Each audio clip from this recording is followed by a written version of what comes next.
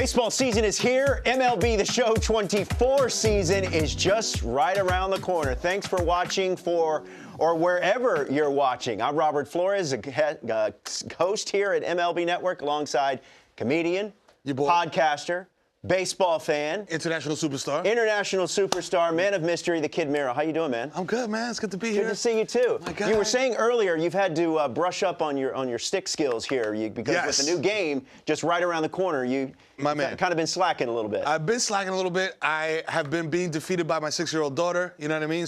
We're stepping it up now. We're stepping it up. All right, so here's what's going to happen. Over the course of this stream, we're going to be giving you live series ratings reveal. Now, these are not the ratings and not the cards that you and I will be using on Diamond Dynasty, Battle Royale, stuff like that, ranked.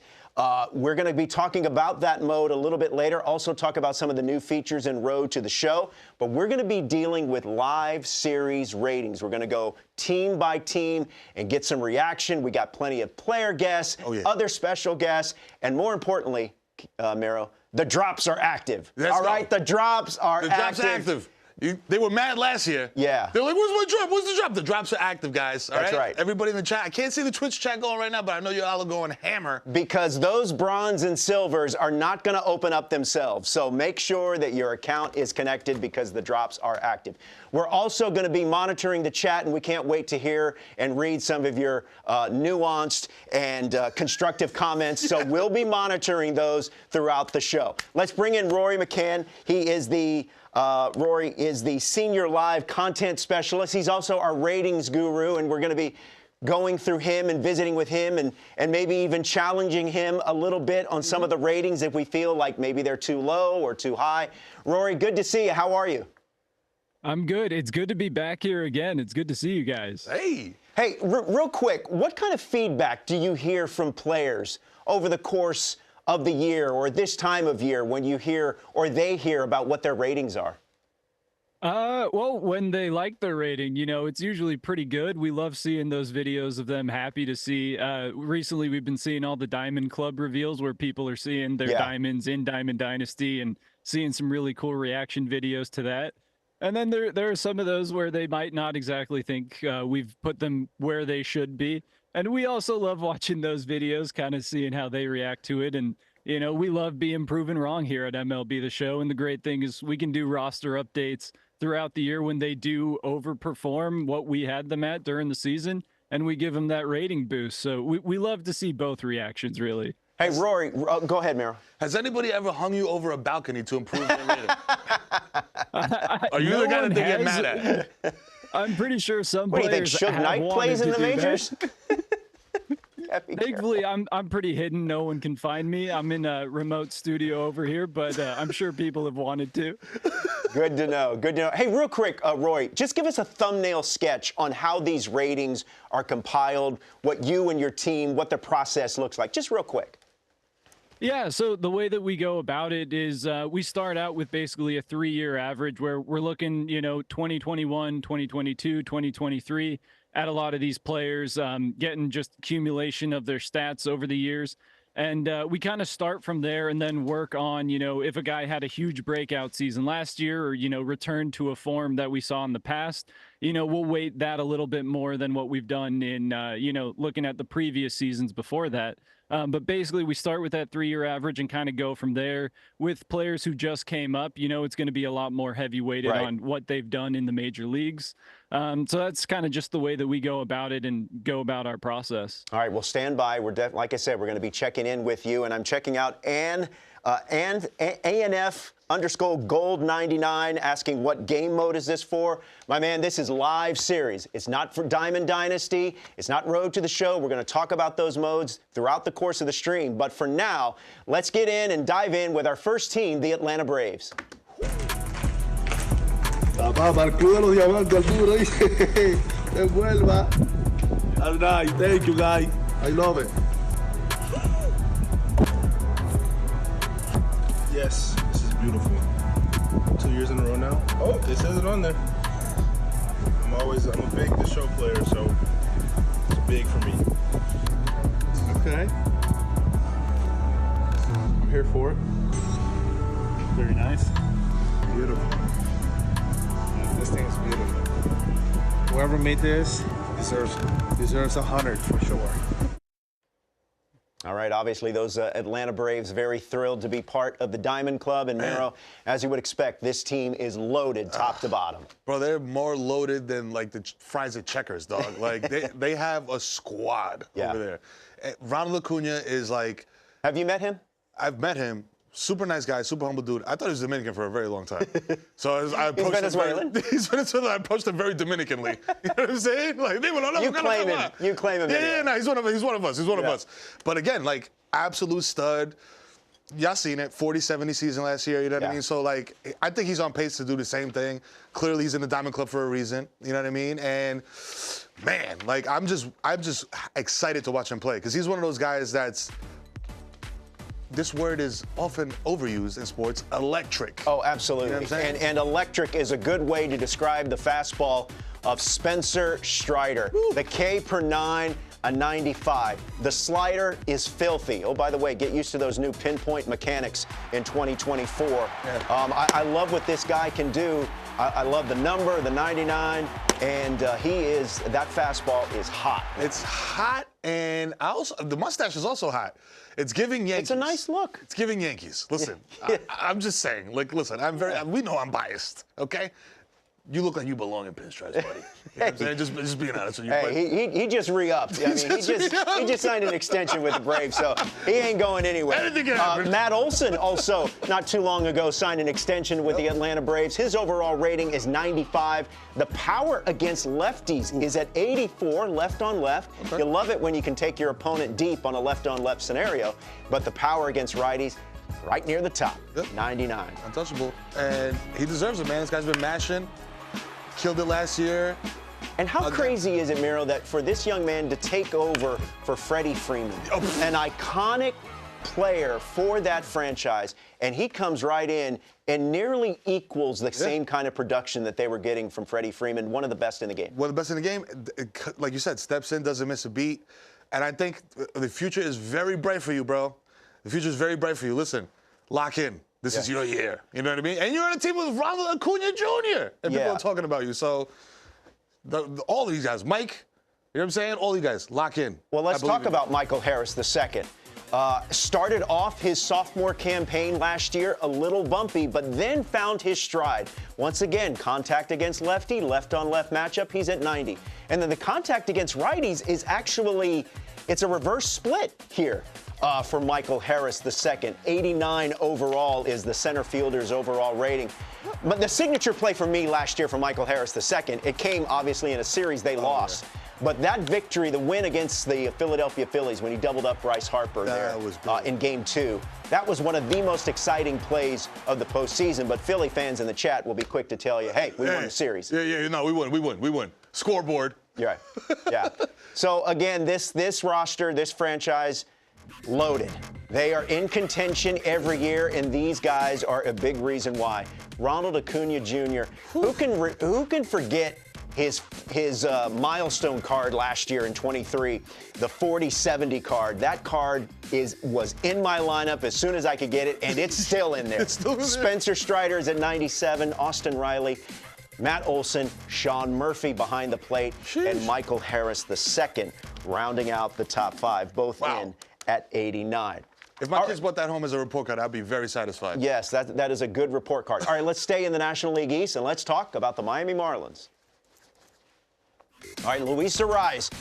Miro, all he did was win a second consecutive batting title. Yep. And he did it in a different league. In 2022, he did it as a member of the Minnesota Twins. Last year, of course, with the Miami Marlins. I love their City Connect jerseys. The contact against lefties and righties, it don't matter. It's all a 99. He's putting the bat on the ball. This guy mashes, dude. He's a hitter, bro. He is a hitter. He is the old school, spray the ball, low strikeout. And he can jump you every now and then, but the contact tool is where it's at. Is insane. He's like a little league coach's dream. Right. Just put the bat on the ball, put it in play. That's it. That's it, bro. He gets on. You know, Sandy Alcantara, it will not be available for the Miami Marlins this year. He's recovering from Tommy John surgery, but they do have a young pitcher that is almost, Miro, like his clone. If you put their two motions and pitching deliveries, it's almost the same. And Yuri Perez, he's near the top in two very important categories. He's not going to get beat by the long ball, and he's going to come through when there's men on base. The pitching clutch is at 99. 99. You need that. You need a guy that you could throw out there, bases juiced, crowd is going nuts, and he'll get you that out. And Eury Perez, you know what I'm saying? De lo mío personal is one of those guys, man. Yeah. So, yeah, no, they will definitely miss Sandy, but Eury, I think, is, to your point of Spencer, kind of like slide right in there, you know what I mean? Fill that role, and I don't think they'll miss a beat. Yeah, they were very careful about his innings limit, Yuri Perez, last year. I'll be interested to see how much they let him pitch in 2024. All right, Jazz Chisholm Jr., he was, of course, the cover athlete last year. 83 overall. Okay, power against righties is at 80. Batting clutch also is at 80. I don't know, can we bring Rory in here real quick? Yeah. I know this is a little unprompted. Rory, this feels a little low to me. Tell me why I'm wrong. I would say the Jazz, he's had a great time in his major league career so far. Kind of where he's fallen down just a little bit in his ratings, which kind of hits the overall, is his verse left attributes. Okay. As you can see, verse right, very good. Since he moved to center field, still kind of getting adjusted to him defensively, so we're getting the fielding metrics up there. I imagine this year, with another year under his belt, his fielding ratings are going to go up. With him being healthy, again, that's going to also play a big role this year. Sure. We're looking to see him be super healthy. He missed quite a bit of time last year, which it does help. It does hurt him just a bit in that overall. But we're looking for him to bounce back this year, get a full season under his belt. Wouldn't be surprised if we saw maybe 30-30 type numbers from him. Yeah, I know he has said that he is capable of 40-40, and I believe he has the talent. 100%. It's just as Rory was saying, can he stay on the field? Certainly, the Miami Marlins are hoping that's the case. All right, more from Rory in just a second. But meantime, let's stay in with the Miami Marlins and take a look at the top five. You got the pitcher, Tanner Scott, the reliever, is checking in with the highest overall rating among the Miami Marlins. Yuri Perez, Jazz Chisholm Jr., Sandy Alcantara, we will not be seeing him on the field in 2024. And then don't sleep on Jake Berger, Miro. He was very good coming over from the White Sox last year. He was, and he has a great name. Always a great name. You know what I'm saying? Acquired from the White Sox back on August 1st at 2023. All right, we're going to check in at the Mets and check in with two of their stars, starting with the polar bear, Pete Alonso. So I think I'm between like an 88 or a 90. Oh, right on. Sick. Last year, I think I was in the 85 mark, so hopefully I got better. Let's get 89. No way. 92, that's a good one. I'm getting up there. All right, so good to hear from Francisco Lindor and, of course, Pete Alonso. Miro, I think Francisco Lindor, he got off to such a slow start his first year with the New York Mets. But since then, he's been really good. You take a look here. He's a 92 overall. Power against lefties. He's a switch hitter. He mashes and kills left-handed pitching. All day. That's at 99. The fielding, it's a little low for me, but that's at 80. Yeah. But look at last year, Francisco Lindor, fourth player in Mets history to have a 30-homer, 30 stolen base season. He's got a lot of expectations with that contract, but he's been pretty good for them. He's been playing up to it, man. He's been playing up to it. 30-30 is not unreasonable for him to repeat this year. You know what I'm saying? Like he's got everything you need to. He's got the tools, guys. He's got everything you need, and he has something about him it's kind of like an it factor. Yes. You know what I'm saying? But it's not an it factor in terms of like marketability. It's an it factor on the field. Yeah. Like he has this energy of like, he reminds me of like Jose Reyes in a way, where he's just like playing the game, he's having a good time, and that emanates throughout the park, man.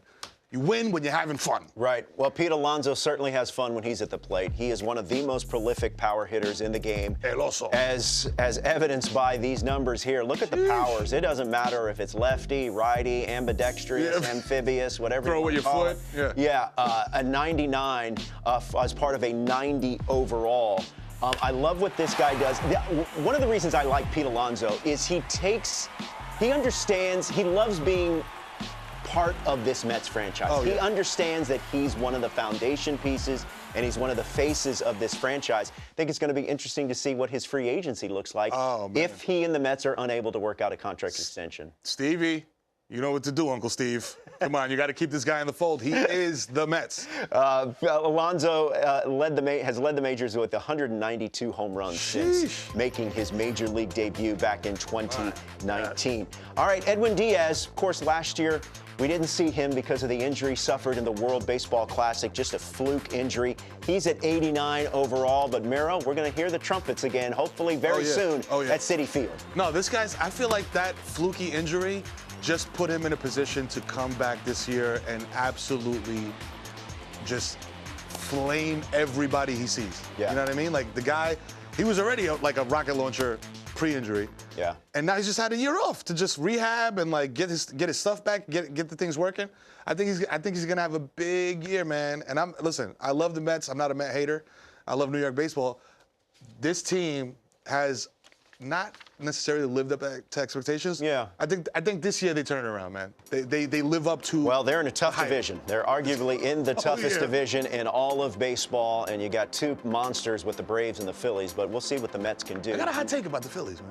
Okay, all right, stand by for that. Take a look here at your overall ratings, the top-rated players for the Mets, Lindor, Alonso at the top. And then you got Kodai Senga checking in with an 86. Unfortunately, he suffered an injury early in spring training, so we'll have to monitor that. So take a look here at your power hitters here, and Pete Alonso is part of this list here. Power against lefties and righties, matching 99s, along with Aaron Judge. We're going to talk more about the Yankees in a second, and I found myself a little surprised that Max Muncy is on this list here. Power against lefties and power against righties with the twin 97. All right, let's bring back Rory here. What do you make of Max Muncy? Were you surprised that he was in that mix there? I mean, the guy's a very, very accomplished hitter as part of a very powerful lineup. But what do you make of Muncy's spot in this list? Yeah, Muncy's an interesting one. In terms of total home runs the past 3 years, like he's up there towards top 10, top 15. His metrics on, exit velos and everything, he still rates up as one of the tops. He's missed some games in the past few years, and so that kind of brings him down below where he would be in full-scale seasons in terms of total home run production.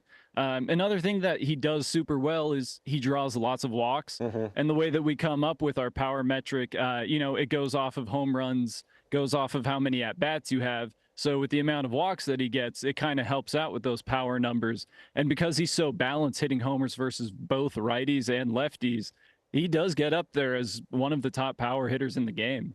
And J.D. Martinez, Rory, a veteran power hitter, accomplished hitter in his own right, unfortunately at this time of the stream, doesn't have a team right now. He's still currently a free agent. Yeah, J.D. Martinez, funny, he's one of my favorite hitters, has been for the past, 10 years since he's been called up.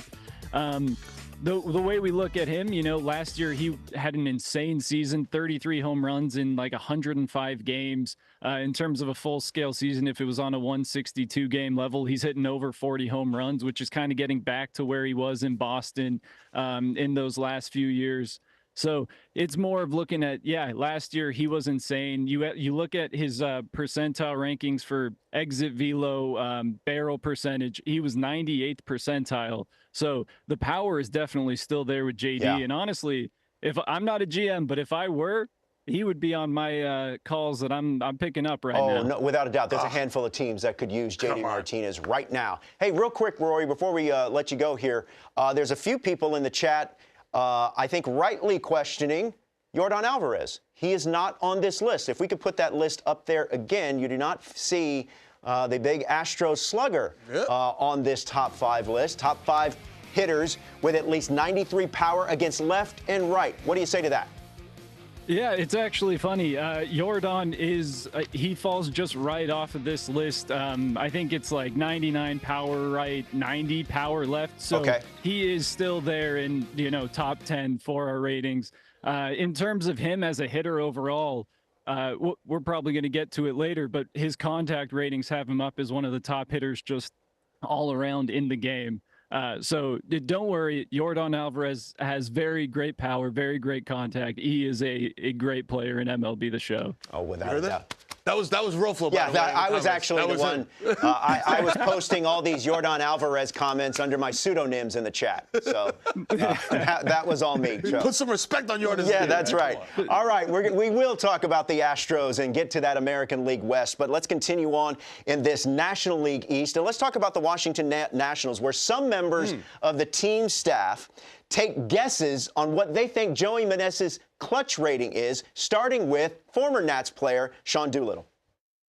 Clutch batting. Big RBI guy. 93. Oh, he's the definition of clutch. Gotta be in the low 90s to me. 91. Maybe 80? You're way higher. Higher. Way higher. 95? 98. Wow. Oh my. Hopefully this year.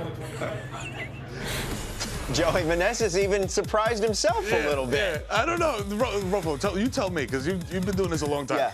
I feel like he was selling out a little bit. He was like, oh wow. I think he just didn't want to. I think he didn't want to overestimate. So he went on the low side. You take here. He's a 75 overall.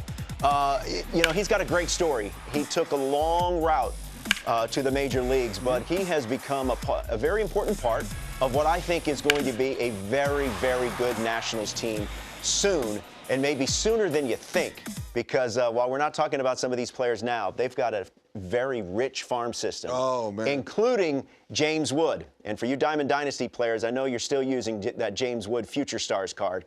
Big dude playing outfield from the left-handed side of the plate. All right, Josiah Gray, the cutter control. Joe. 92. My guy. Pitching clutch, 92. All part of a 74 overall. He's a New York area kid, right? Yeah, man. Let me tell you something about this guy. He is built for this. He is built for this. In the conversations I've had with him, man, I saw him All-Star last year. The guy is a stud, and like you said, like that rich farm system, man, is just gonna feed these. It's gonna keep feeding this team, man.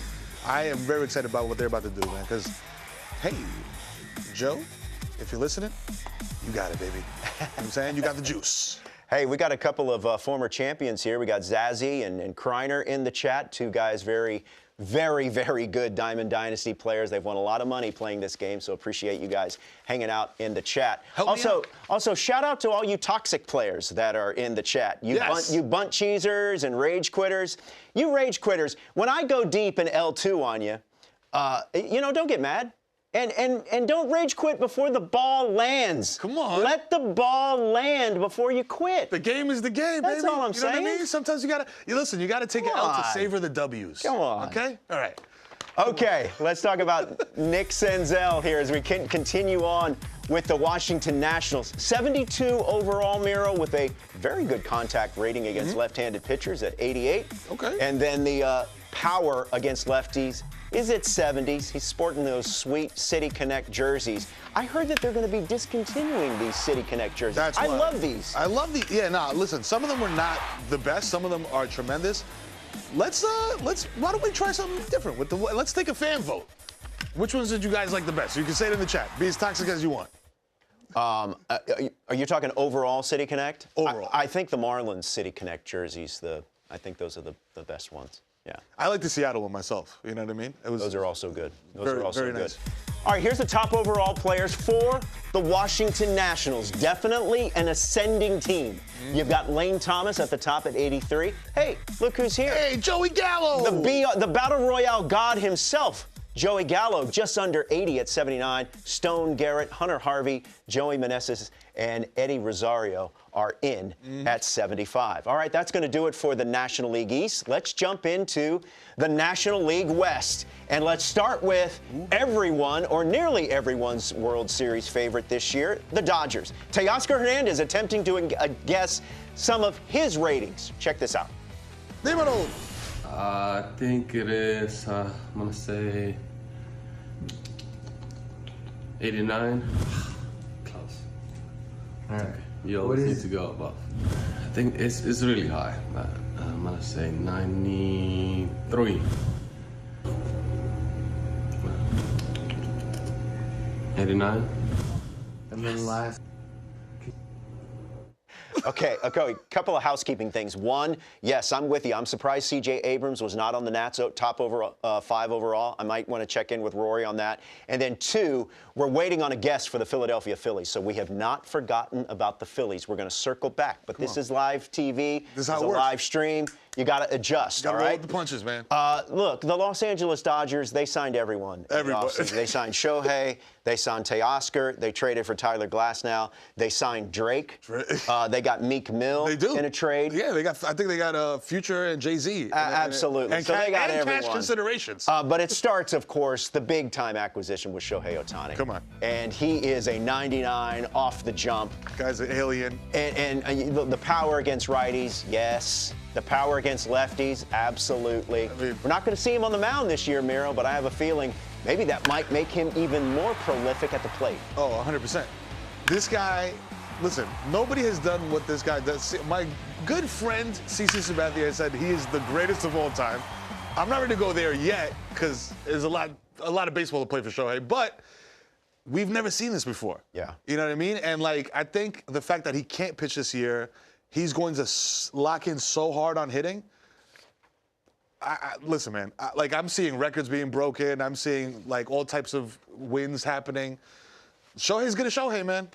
Won his second AL MVP in 3 seasons. Might win a third. And it might be in a different league. He might go back-to-back MVPs in different leagues. Now, again, he's not going to be on the mound, so I'll be interested to see how that impacts his MVP candidacy, should we get there that far. Real quick question for you in the chat. If Shohei Ohtani does not play another game, is he in the Hall of Fame? Ooh. I would say, man, listen, there's a lot of... It's tough, right? Yeah, it is. Yeah. It is, man. I think he is. And, oh, by the way, a DH has never won. Max, do I have that right? DH has never won the MVP. Yeah, full-time DH has never won MVP. So we might see the first. Yeah, next year. Do with that what you will. Let's talk about Mookie Betts, okay? He was the runner-up for the 2023 NL MVP, of course, won by Ronald Acuna. And Mero, he is also a 99 off the jump. The contact versus righties is at 82. He mashes left-handed pitching. Mero, to complete the Dodgers Live Series collection, you might have to take out a second mortgage. Yeah. These cards are going to be pricey. Listen, man, if you have a car in your driveway that you don't use a lot, you might want to sell it right now to get one of these cards because they are going to, they're jumping right now. Yeah. It's like Apple stock. It's up. It only goes up. One of the other mini acquisitions they made in the offseason, the trade for Tyler Glasnow, who they traded for and subsequently signed to an extension. Tyler Glasnow, 90 overall, the hits per 9 just under 80. That curveball, that big hammer, that big Uncle Charlie is at 99. And I can't imagine what it's like to step into the box against this Greek god. Man. First of all, you're mesmerized by just the gorgeousness of his face. Come on. He's got the long flowing hair. Chiseled. 6'6", and he's throwing absolute gas at you on a mound, and he's basically handing the ball to the catcher. Oh yeah, 100%. A scary matchup. Right, he's like a tight end that pitches. It's nuts. Yeah. And listen, man, they got him. Man, this guy is. I can't wait to see that curveball live, bro, because it is nasty. Yeah. Now the question is, how much can he pitch? Can he stay healthy? Because obviously the Dodgers rotation needs him. So just to recap, let's take a look at the Dodgers' top 5 overall, and we're probably leaving some quality players off of this list as well.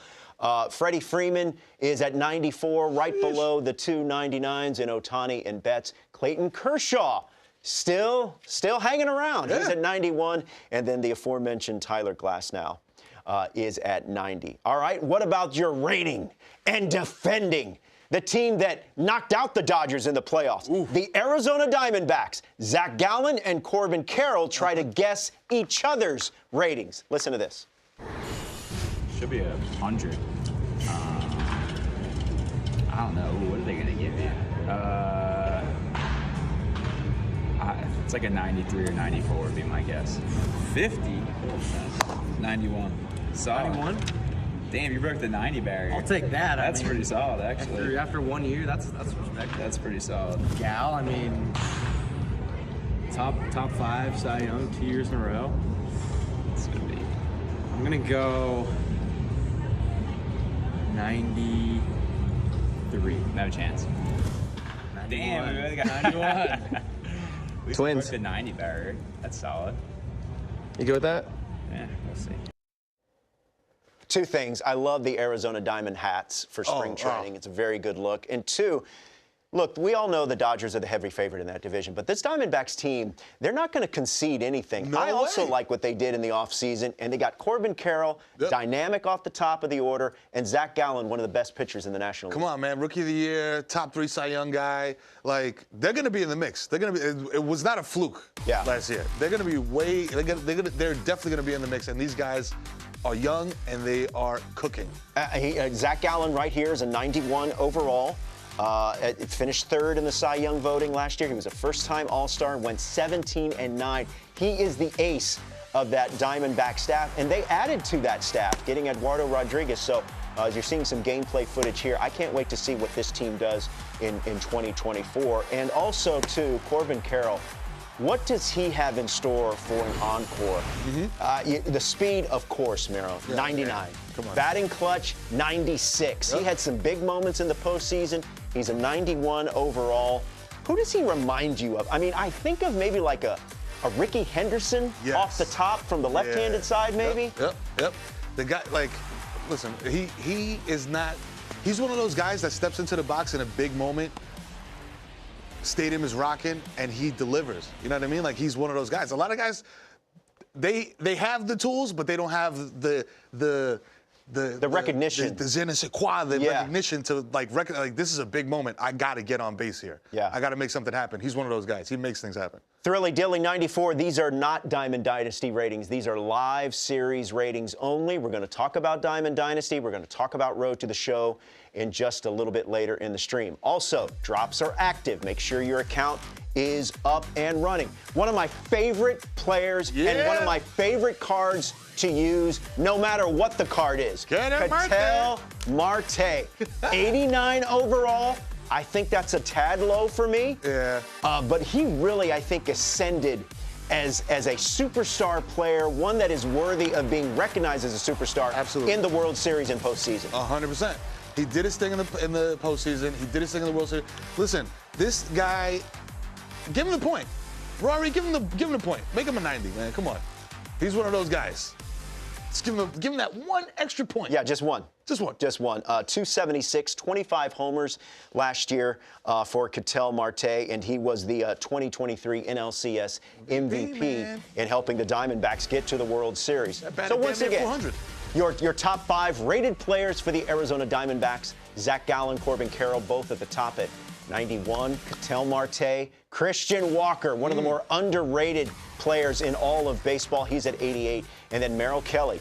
I think that might be a little bit too low for me. Or maybe I'm too easy of a grader. A grader? Yeah, Merrill Kelly is at 83.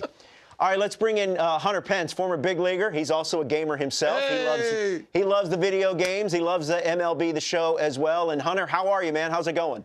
Hey, what's happening to you too, man? It's great. I'll never forget how bad you kicked my tail in MLB The Show, but it was definitely a pleasure. Yes, the people in the chat should definitely go seek that out. Just Google my name and Hunter Pence and MLB The Show. It's on YouTube. Yeah, it's on YouTube somewhere. Hey, we thought we would jump in and talk about and go back to and visit with talk about one of your former teams, the Philadelphia Phillies. Bryce Harper, of course, is at the top of that list, I imagine, when you're talking about ratings. But just overall, you see here, Bryce Harper is a 91.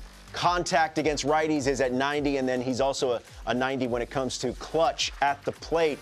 What are your impressions of Bryce Harper when you consider that he's changing the position? He's gone from the outfield to now first base.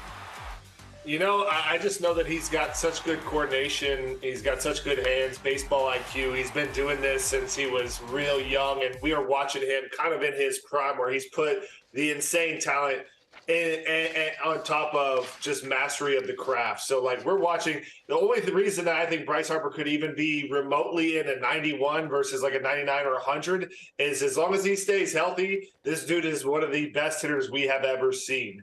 And it's just been absolutely crazy to watch the last 2 years what he's been able to put together. And his at-bats as a like someone who like is a deep baseball enthusiast, his at bats are insane to watch these days. The pitch discipline, the clutch hitting as well, and he's just like on a different planet right now as far as hitting. So first base, I think is going to be it's going to be kind of in the bag for him. He's got the hands, he can do it, and he's gonna be ready. Yeah, and as you said, he loves the moment. There's no moment that is too big for Bryce Harper. He loves that stage and thrives on it. Zach Wheeler, Hunter, recently signed a contract extension worthy of one of the top players in the game. He has been everything that the Philadelphia Phillies could have wanted when they signed him in free agency a handful of years ago. He's a 93 overall. And Hunter, I love watching this guy work. When you look at the rating for the four-seam fastball control, that's at 99. Man. Yeah, and I mean he's got just this fastball that's not normal. Like Wheeler could tell you his fastball is coming, and you can sit on it, and it's one of those pitches that can just beat you. It kind of bores on you. It's very heavy, and to mix that with the slider, he's been in big moments. This guy can pitch in the biggest games, and really, I think that's a great extension for the Phillies and that core that has been, pushing to the World Series and just losing in the NLCS last year. But he's the guy that you bank on. Him and Nola are your 1-2 that go up against anybody in the league. And I just think that he has really been a masterful pitcher. And honestly, I know 93 is a great rating. And I think that's where he stands. I think that's a good rating. But he is one of the elite pitchers that we don't talk about as much in the game of baseball. It's kind of under the radar. And I think he's not really flashy. He's kind of just this grinder. He's going to get out. He's going to grit you. And he's going to be great. And he's put together a couple really amazing seasons. And I think it's going to continue to get better for him. Moving on, Kyle Schwarber checks in with a 78 overall. Ooh. At first glance, that seems low to me Come on, but we're watching all these short bombs last year. Yeah, he did bat. He was below 200 for most of the year. I think he ended up finishing that, so I'm sure that dinged him a little bit. Yeah. But Miro and Hunter, you can follow up after Miro. 47 home runs from this dude, and he hits tanks. Bro, he hits absolute bombs. Like, that's what he does. That's why the average was a little low. Yeah. He chased a little bit, but when he puts the bat on the ball, bro, it's out of here. Whoever's on base, just jog home, dog. Jog home straight into the dugout. Do your sellies, because the guy's hitting tanks. Yeah, Hunter, second straight season for Kyle Schwarber with at least 45 home runs. Yeah, I mean, 47 home runs is insane. The guy is electric. He's a leader in the clubhouse. Just talking to I get to do this show where we talk with college baseball coaches around the league, and everyone talks about how great he was. One of the best leaders ever to come through college baseball, and you've seen it everywhere he goes. He was with the Cubs when they won the World Series. He came in and obviously he was hurt all season, but wherever he goes, they win. When he was in Boston, they were making good runs as well. And then he goes over and, you see what happened kind of to Boston after he left, and the Phillies now are doing their thing. So I just think there's intangibles through the roof with Kyle Schwarber. And the game. Are you going to get this speedy guy, this great defender? No, but are you going to get bombs? Give me that 99 power, and the rest is a wrap, dude. But the intangibles for Kyle Schwarber are through the roof. All right, so let's recap the top five for your Philadelphia Phillies. Another super team, another powerful team with designs on winning it all again in 2024. Zach Wheeler is at the top. Aaron Nola is checking in along with JT Realmuto at an 87. All right, so we're done now. We've put a bow on the National League East. Let's jump back into the National League West and talk about the San Francisco Giants, where some members of that team were asked about Patrick Bailey's fielding rating. What should Patrick Bailey's fielding rating be in MLB The Show? 99. 99. To keep him humble, 90. I think it's too high. Awesome. All right, Hunter, what did you make of Patrick Bailey? Not only of his rating, but what you saw from him last year? Obviously you want to see more of it, but what we saw from him last year was as elite as you'll ever see. He did it all. He was throwing everyone out. He was saving games for them defensively behind the plate.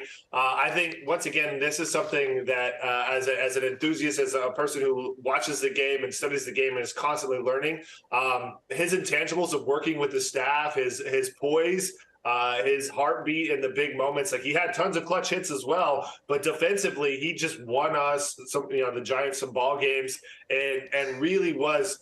I know it's a small sample size, but in that sample size, it's as good as I've seen. And for me, it's like, yeah, throwing runners out, blocking balls, these are musts. These are things. But to be able to call games, to manage a whole staff at that young an age, that to me was what takes him through the roof. And I think that's something that when you're playing MLB show, you're the guy that has to be able to manage and make the right calls and pick the right pitches and outsmart your opponents. But he has that quick wit that Buster Posey was so good at. And I hate to like throw that on him because he just needs to be Patrick Bailey. But there is such a grace about both of them that it's really unique that the Giants got both those guys. Well, you speak of the staff, and they definitely have a really good one at the top of that rotation, and that is Logan Webb. Miro, he is just below 90 at 88 overall. The break. Look at the break. And the sinker, the break on his sinker is at 99.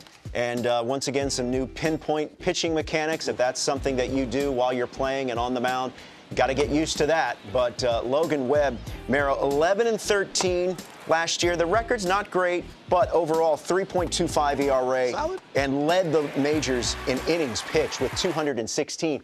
And that is, I think, a quality that is undervalued. Thank you. The ability to post and be available. Right. The best ability is availability. That's right. You know what I'm saying? So, like, with this guy, he's a throwback to, like, those guys that'll give you – nowadays in baseball, a guy goes 5 innings, it's all right, get him out of here. Yeah. You know what I mean? This guy's a workhorse, and that's going to serve you well in the majors, man. Yeah, second in NL Cy Young voting in 2023. Hunter, your thoughts on Logan Webb? You know, I think it's so fun to watch him pitch, and the thing is that he has such an amazing, the amount of movement is through the roof with the sinker and the changeup, and the combo is like a 10-mile-an-hour difference, but they're both doing the same thing, and his arm's doing the same thing. He couples that off where the ball is either going to dive this way a long ways or the slider's going to jump off this way.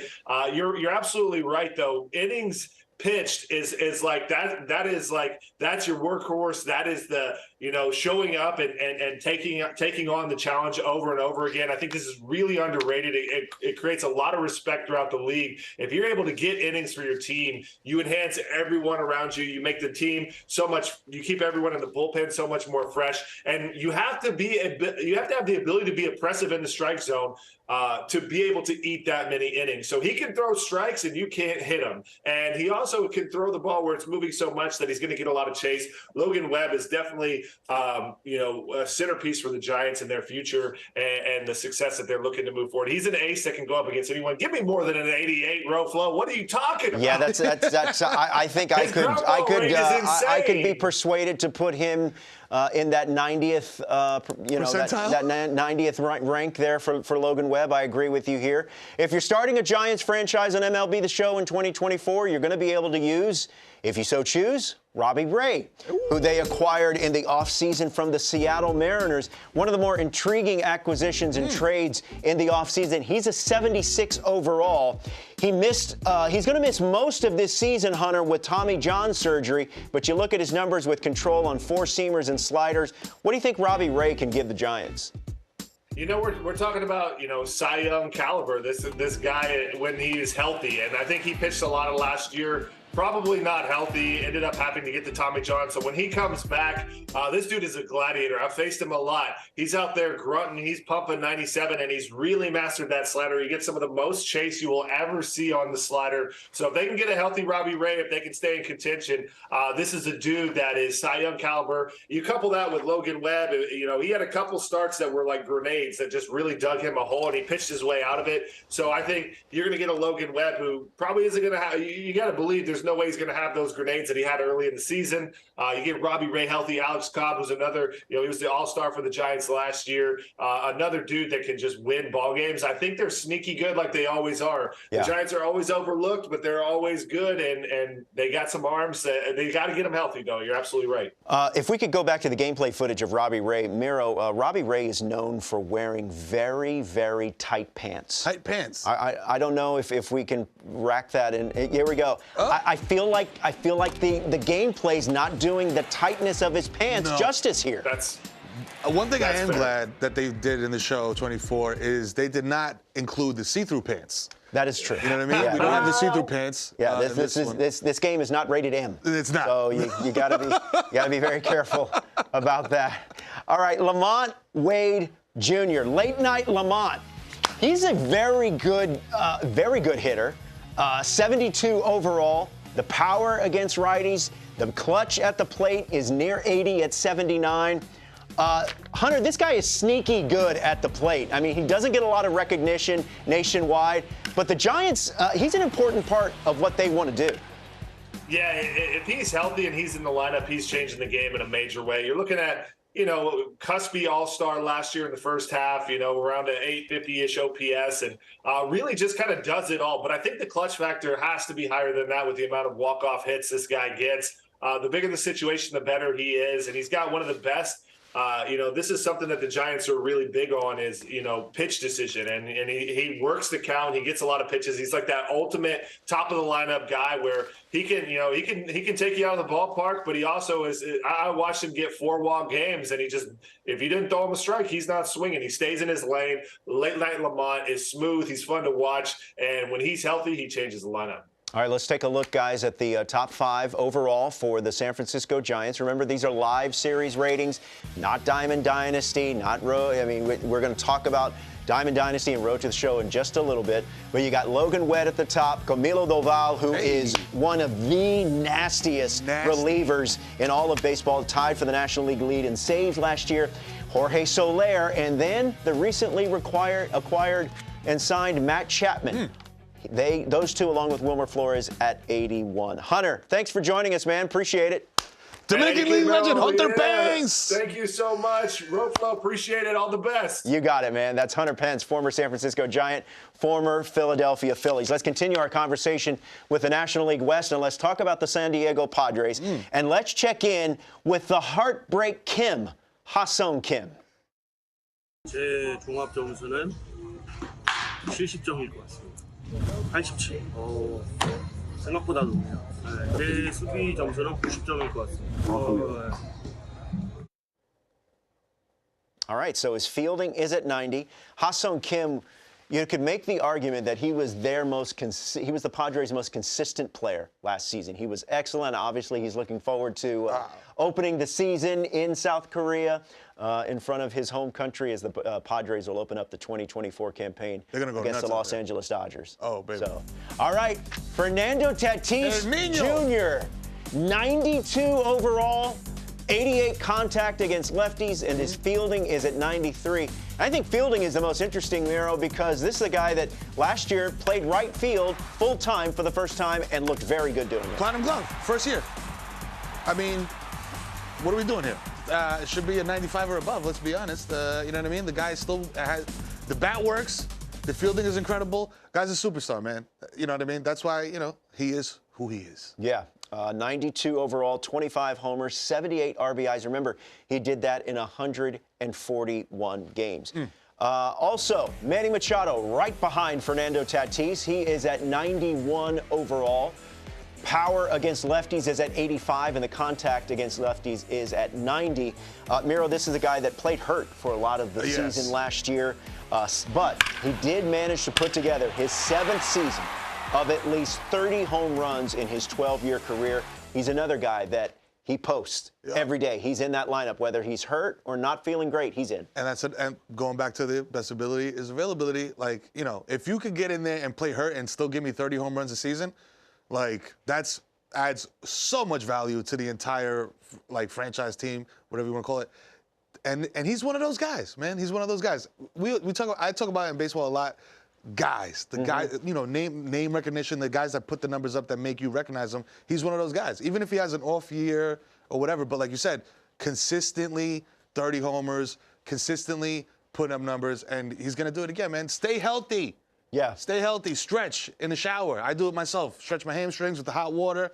Get nice and limber, Okay. All right. We'll have to discuss that offline. But remember, Ha-Seong Kim is going to be moving to shortstop for the San Diego Padres this year. He's at 87. Also, at 84 is Joe Musgrove as we talk about the San Diego pitching and their rotation. He's at 84 overall, The curveball break is at 92. He has an ERA of just over 3 in his 3 seasons with the San Diego Padres. He's a San Diego kid, and he's one of the best in the National League. The numbers are there. He's solid. And when you are a kid from San Diego and you get to pitch for the San Diego Padres, it's like you're gonna get the best out of this guy. Yeah. You know what I mean? And like I said, Lidom legend Hunter Pence said, intangibles through the roof with this guy. And remember, Musgrove did throw the first no-hitter in Padres team history. I believe that was one of the moments that we've had to complete recently. Xander Bogaerts rounds out this top 5. He's at 84 overall for the San Diego Padres. Remember, he's moving to a new position. He and the Heartbreak Kim, Ha-Sung Kim, are flip-flopping there. Tatis Jr. El Nino is at the top at 92. So that's the San Diego Padres. Let's play another ratings guessing game and check in with Nolan Jones and Brenton Doyle of your Colorado Rockies. I mean, I hope I'm in like the mid-90s, maybe upper 90s. I don't want to highball myself, so I'll go 95. So perfect score. Yes. I would say that my rating for my arm's 95. Can't beat that. Accuracy's got to be up there too. I mean, I threw quite a bit of people out. I give myself 98. Hey, let's go. Love, right? Yeah. We'll go 86 on the accuracy. I don't know about that, but. Again, I like the guys that kind of downplay, what their rating is, or like maybe it doesn't mean as much to them. Yeah. But you can tell that they like it when they hear themselves in that 90 percentile. Ruffalo, they are excited, and the thing that kills me is it's like, dude, you know you're a 99. Yeah. You know your arm strength is a 99. You know your accuracy is a 99. And then they go, let me say kind of downplayed a little bit. 89, 92. Listen, we know that the Rockies right now are a franchise in transition. I mean, that division figures to be the Dodgers and whatnot. But there are some interesting pieces. Case in point, Nolan Jones, who they acquired in a deal with the Cleveland Guardians. And I can't understand why the Guardians would let someone like this, with this kind of hit tool, get out of their organization. This dude mashes. I'm not sure how many Rocky games you had a chance to watch last year, but playing in that thin air with that kind of pop, this dude is something to be dealt with. He's going to do numbers. And the thing is, obviously the Rockies are not known for their pitching. Right. You know what I'm saying? But for them to be in the position they are with that thin air, with that park, that's a hitter's park. Yeah. You guys should be mashing all day. I could mash in that stadium. So I don't know, man, but he's definitely going to do his thing out there. I'm looking forward to it, man, because the Rockies are a fan base in turmoil. It's a great ballpark to watch a game if you ever get a chance to watch a game. And Nolan Jones, not only is his live series card something that you should consider, but obviously we all know how good his finest card in 2023 was. All right, Ezequiel Tovar, one of the young players that at the big league level for the Colorado Rockies. The clutch tool at the plate, 72. Fielding is at 90. And Miro, this is one of these, as I was saying, some interesting young pieces on this franchise. I think this guy is going to be a very, very good player in the not too distant future. And that's the thing. It's these guys come in, you kind of like, oh, who is this guy? And you watch their development, and he is going to be a problem. He's fast. The accuracy is there. The arm is there. Everything. The defense, man, listen. Defense in baseball is so underrated. Yeah. I feel like, you know what I mean? Everybody, like, Well, you touched on it with that thin air. People think, obviously, this is the franchise that is known for hitting a lot of home runs, and I'm sure that will come soon. Oh, baby. But Ezequiel Tovar, defensively, 13 defensive run saves at shortstop for 2023. So to recap, the top 5 for your Colorado Rockies: Nolan Jones, Ryan McMahon is at 78, Cal Quantrill, their pitcher, is at 76, and then Ezequiel Tovar and German Marquez, who did not pitch very much, if at all, in 2023. Tossed just 20 innings in 2023 as he was nursing an elbow injury. Well, maybe look. All right, let's talk more about Road to the Show, and for that we bring in Steve Merca. He's the design director for MLB The Show. Steve, tell us about the new feature in the game in Road to the Show, where for the first time, fans can create a female ball player and start their journey from the minors to the big leagues. Absolutely. Yes, for the first time in MLB The Show, you will be able to create a woman ball player and take that journey from minors to the majors, breaking gender barriers and being the first to play Major League Baseball. Now, what motivated you and the team to add this feature to the game? Well, we wanted to create a means for women and girls of all ages to be able to find themselves in our game. These are people who love the game of baseball, who love our game, been on the fringe, maybe wanted to play. We wanted to provide an environment for them to find themselves. And baseball's for everyone. Definitely. Now, give us some of the feedback that you've heard about adding a female create-a-player option in this game. So we've heard feedback from multiple members of our team and SDS partners who have daughters, friends of daughters, and even friends that had a desire to see themselves because they're playing ball in real life. Their daughters are playing, their friends of daughters are playing in U leagues and just not seeing themselves. So it prompted us. We've been wanting to do it. And now we found a chance that we could, and we went in for it. Now, what can fans expect as they play through this new Road to the Show option? They can expect a custom narrative that's fit around the experience itself. You'll be able to experience close to what we have learned the stories around that could be or be told as. You will have a friend named Mia Lewis who will be with you on this journey, so you're not alone. You have a touchstone.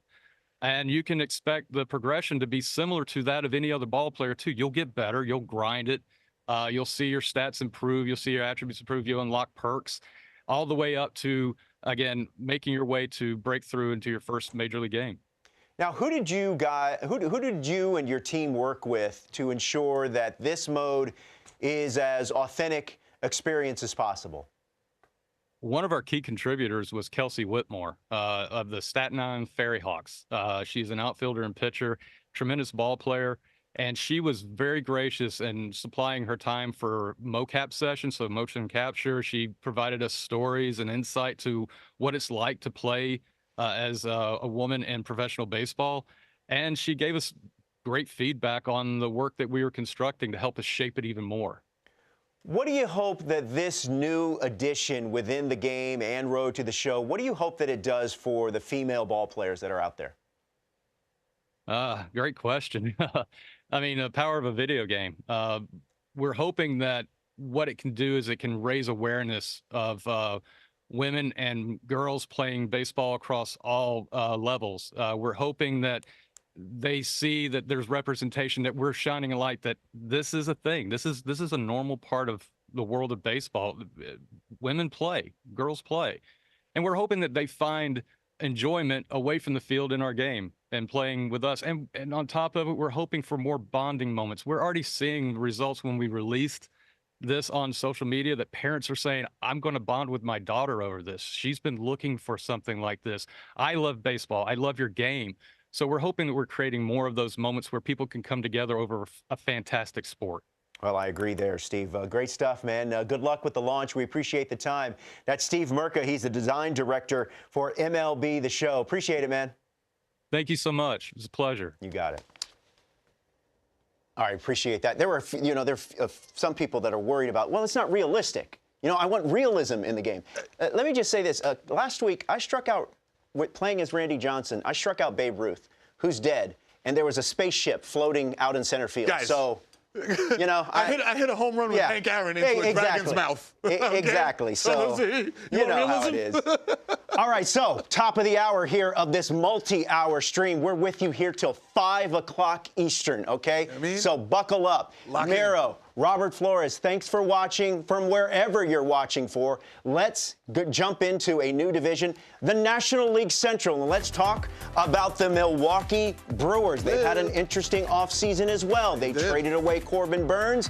They do have, of course, one of the best closers in all of baseball, Devin Williams, an 84 overall. The K per 9, a solid 99. The hits per 9, very stingy. He is at 99. And he's got that pitch, the airbender. Oh, yeah. It is filthy. It's a screwball. In the game, it's a screwball.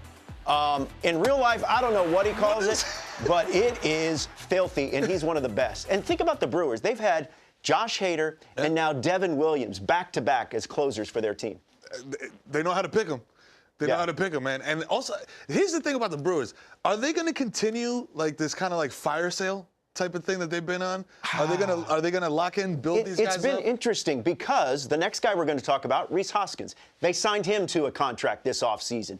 And then soon after, they traded away Corbin Burns. So you're wondering, where are the Brewers? What are they thinking? But talking about Rhys Hoskins here, he's at 78 overall.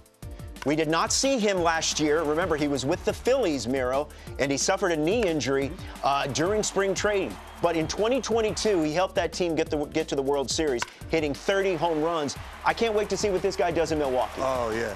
Like, you know, when a guy gets hurt, they miss a long stretch of playing time, and they come back. It's always a question like, yo, what is this guy going to do when he gets back? This guy has the capacity to have a monster season. Yeah. Bro. And I think it's going to happen. And we saw that animation, I believe it was last year for the first time with the bat spike, and it's back again. So hopefully Rhys Hoskins has that chance to do it this time for the Milwaukee Brewers. Behind the plate, William Contreras, a very solid 86 overall. He does very well against left-handed pitching. Has some decent power against the southpaws as well as 82. Miro, he had 289, 17 bombs last year. Okay, I think he can improve upon that in this lineup. You know what I mean? But again, another acquisition. You know what I mean? Just brought him in, but I like his discipline. Right. You know what I mean? I like his discipline. I think the guy gets on base a lot, and he's going to keep doing it. Steve says, get him on, knock him in. Get him on, get him over. Like Steve says Corbin Burns hasn't been good in 2 years. Wow. Well, Steve, that's news to the Baltimore Orioles because they gave him up. They gave up quite a few prospects to get him. So. Yikes. We'll see. And also, he's in line for a big payday after the 2024 campaign when he's a free agent. It's a fuego take. Yeah. Your top 5 rated players for the Brewers. No Christian Yelich on this list. That's okay. Can we bring Rory in? Is Rory on standby? All right, let's bring Rory here because noticeably absent is Christian Yelich. Now, Yelich has had some injuries and other things he's had to deal with in the past couple of seasons. Where is Yelich, and how come he didn't crack the top 5? Yeah, Yelich is, I mean, I think if you put one more player on there, you're going to see Yelich. He falls off. He had a great bounce-back season last year. Looking at the previous years before that, not quite as great. Looking compared to, you know, what he was doing in 2019 when he put up big numbers.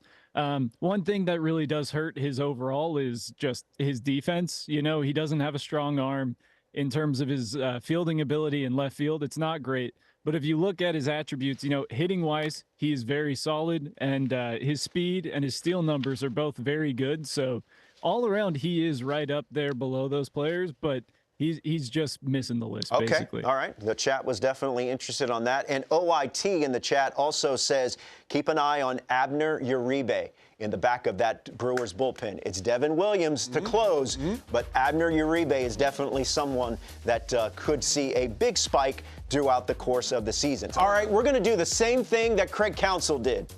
We're going to go from the Brewers to the Cubs. Pow! Look at that. Boom. Here's Patrick Wisdom of the Chicago Cubs. I think my power ranking versus lefties is an 88. Okay. Whoa, 99. Let's go. I'm acing that one. A+. And then against righties, I'm going to say the power ranking's an 85. Okay. Whoa. I'll take the 92, too. That's awesome. All right, Patrick Wisdom. That's a dude, under certain conditions, he can hit the ball a long, long way. That series at Rockies, the Rockies is going to be great to watch. Yeah.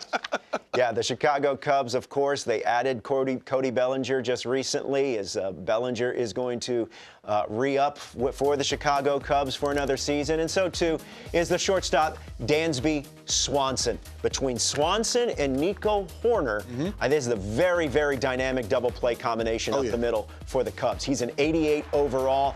And what I like about Dansby Swanson, Miro, the dude's a winner.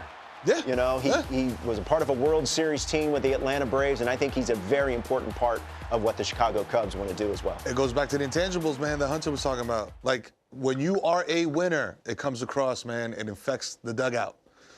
Right. I mean, as a winner. Won his second consecutive Gold Glove Award, 22 homers, 80 RBIs in his first season with the Chicago Cubs. He is an 88 overall. At 85 overall is one of the more effective left-handed pitchers in all of baseball, and that is Justin Steele. 16-5, an ERA of just over 3 and 173 in a third innings.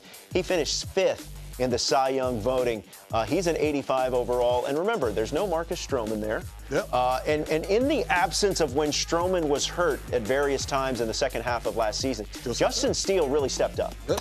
And like you said, right there at a 3 with the ERA, you know what I mean? Solid. Stepped into when Stroh went down, stepped in, did marvelously. I was going to say miraculously, but that's an overstatement. Marvelously. He's going to keep doing it. Right. He just needed his chance. Now he's got it. Well, I think what's interesting is really the whole National League Central as a whole, where, Cubs, Cardinals, Brewers, there's not really one dominant team, so it could be a dogfight throughout the 2024 season. All right, Nico Hoerner, the aforementioned second baseman for the Chicago Cubs, very good vision numbers, and the contact against lefties is at 92. He's an 83 overall. 43 stolen bases last year, and he won his first career Gold Glove Award, and I believe he's a Stanford guy, Miro. Oh, so he's very, how we say in español, inteligente. Muy inteligente. Very nice. Very nice. But yeah, man, the guy's got wheels. He can put the bat on the ball, plays defense. He does everything well. Yeah. In my opinion. I like that. I like him and Hoerner, him and Swanson up the middle there for the Chicago Cubs. And also up the middle is now Cody Bellinger. He's back. He's the top of the list along with Dansby Swanson. Bellinger and Swanson check in at 88. Justin Steele is at 85. Seiya Suzuki is at 84, and Nico Hoerner rounding out the top 5 at 83. I would have loved to have known where Christopher Morel falls on this list. I love that young kid. I think he has a chance to do something really, really special for the Chicago Cubs. All right, as we turn our attention to the Cincinnati Reds, let's check in with TJ Friedel and Mr. McClain, Matt McClain. Speed, 80. All right. 84. 84, you got it right. 84. Contact versus left. I would say 80, 85, maybe 85, 87. Okay, 96, I like that. Clutch. I like clutch.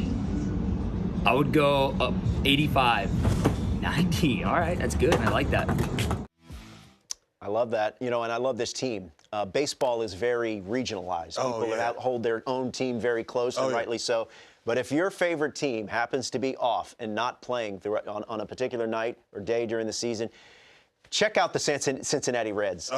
They are dynamic and exciting and electric top to bottom. And Matt McClain is just part of a great young core that they have in Cincinnati. That's young right there. You said it. Young core. These guys are going to grow together. If the front office does what they're supposed to do, these guys should grow together and become a force in the next couple seasons. Yeah, McClain is an 84 overall, finished 5th in the National League Rookie of the Year voting. He's got some positional flexibility, if that's something you think about for Diamond Dynasty. These, of course, are live series ratings here. 16 home runs for the Cincinnati Reds. But it's now time to talk about Elly De La Cruz. Yeah, 35 stolen bases. He's a 79 overall. What? Okay. Now, he did hit 328 in his first 28 games. Good for an average of 235. Yeah. So maybe that's why he's not at least in the 80s. Right. But, man, you talk about tools. He's got him. He's got him.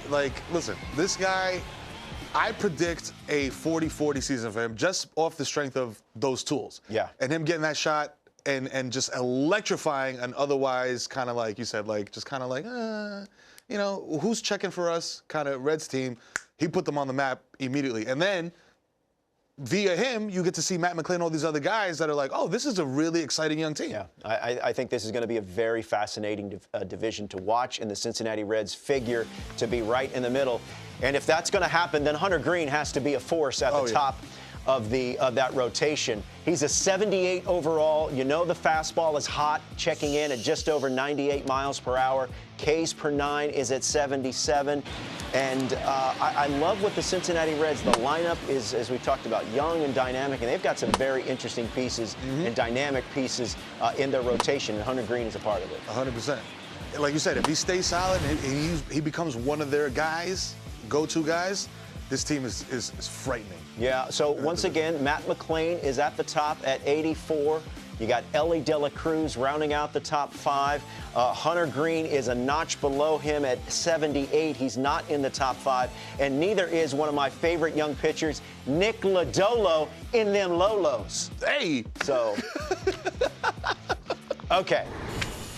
All right, let's take a look now. We're calling this Speed Don't Slump.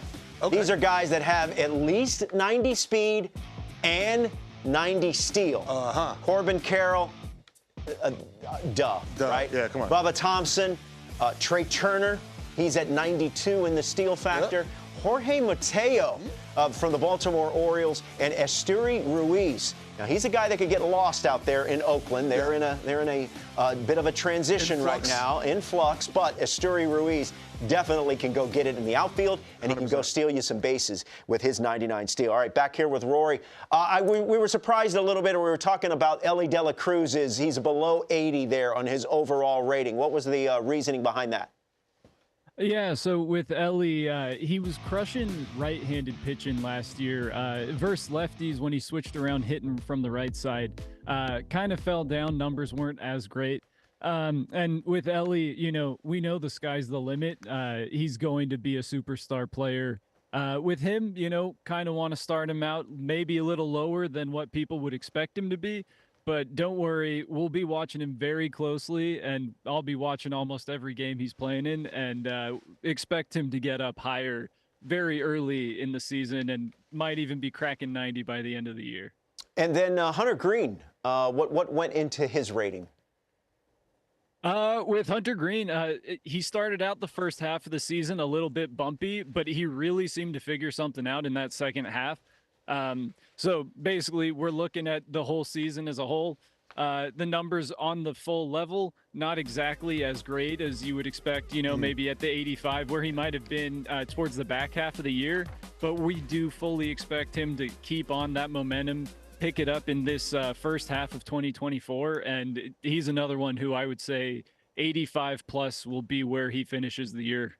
Yeah, I can't wait to see an Ellie De La Cruz live series card get supercharged routinely throughout the 2024 season. I love the supercharged element that was added recently. Keep doing that. I love it. Miro, one thing that I think players are most sensitive about, including, especially the fast guys, their speed. And Rory, we showed that graphic about the speed guys there. Give us some of, I mean, are guys very protective of their speed rating? Yeah, I think some players might view themselves a little bit faster than they might be, and others might undervalue themselves. The way that we go about looking at speed is really straight off of, you know, sprint speed in feet per second. You know, the leaderboards, we have them, and we're looking at them, and that's kind of what we're going off of to base our speed ratings. And if a player does do better at stealing bases while not exactly performing better in the metrics of, you know, feet per second speed, we will give them just a little bit extra speed so they can steal more bases in game. Miro, I wonder how many guys have actually like challenged Rory. Hey, do you want to race right now? I'll race you. I'll race. Don't make me race you. Barefoot. I'll do it in chancletas. I'll do it. My speed rating might be like a 20, but hey, I'll take anyone on. Hey, Yasmani Grandal, I mean, the zero speed, you know, we're kind of going off topic here, but come on, man, I like him at the plate, but I have to pinch run for him every time he's on base.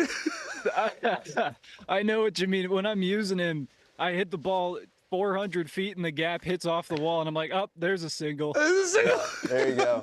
I like the idea of a major leaguer racing someone in chanclas. Oh, let's do it. I do like that. All-Star this year, it's happening. Yeah. Hey, all right, Rory, stand by. We're going to continue on in the National League Central, and let's talk about the Pittsburgh Pirates. Ooh. And let's check in with their renegade closer, David Bednar. I'm going to give myself a nice 85, maybe. Is that? I don't even know what's good. I don't play. I heard it's hard to pitch with 4-seam guys in the show, so I don't really know how that rating coincides with it. Oh, nice. That's an A minus. We'll take it. Let's go. Yeah, a 92 overall. He's one of the best closers in the game. He had an ERA of 2. He tied for the National League lead in saves last year with 39. And, my good buddy Mark DeRosa managed him in the World Baseball Classic last year for Team USA. And he said he was one of his favorite guys. He said, hey, no matter however you need to use me, just let me know. I'm there. I'm in there. So he's a gamer and he's ready to go. He's what they call in Little League. He's a ball player. He's a ball player. He's also a Pittsburgh area kid. So he's getting the chance to play for his hometown team. Look at that. And again, I think the Pittsburgh Pirates are potentially in the mix for this National League Central. I don't know if they're quite ready for a playoff berth or a division title, but I think that they're certainly ascending. And a big reason why, Brian Reynolds. This is the tad low for me as well. 83 overall. The contact against lefties is good. The power against righties is below 80. But he's one of the best outfielders in the game. Switch hitter, 24 homers, 84 RBIs. Lake kind of agrees with me in the chat. He says that's too low. But Miro, 3rd straight season with at least 20 home runs, and I think that might catch some people by surprise.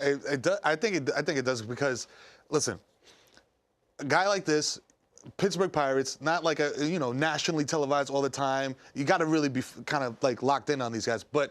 I think the power numbers go up this year. The Pirates, and this is a beautiful thing about baseball.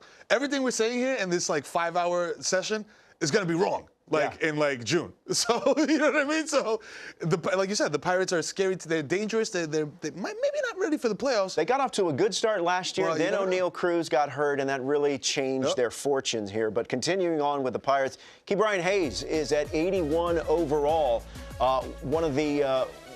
One of the best or promising young players on this team. And I think he really started to find himself midway last year at the plate.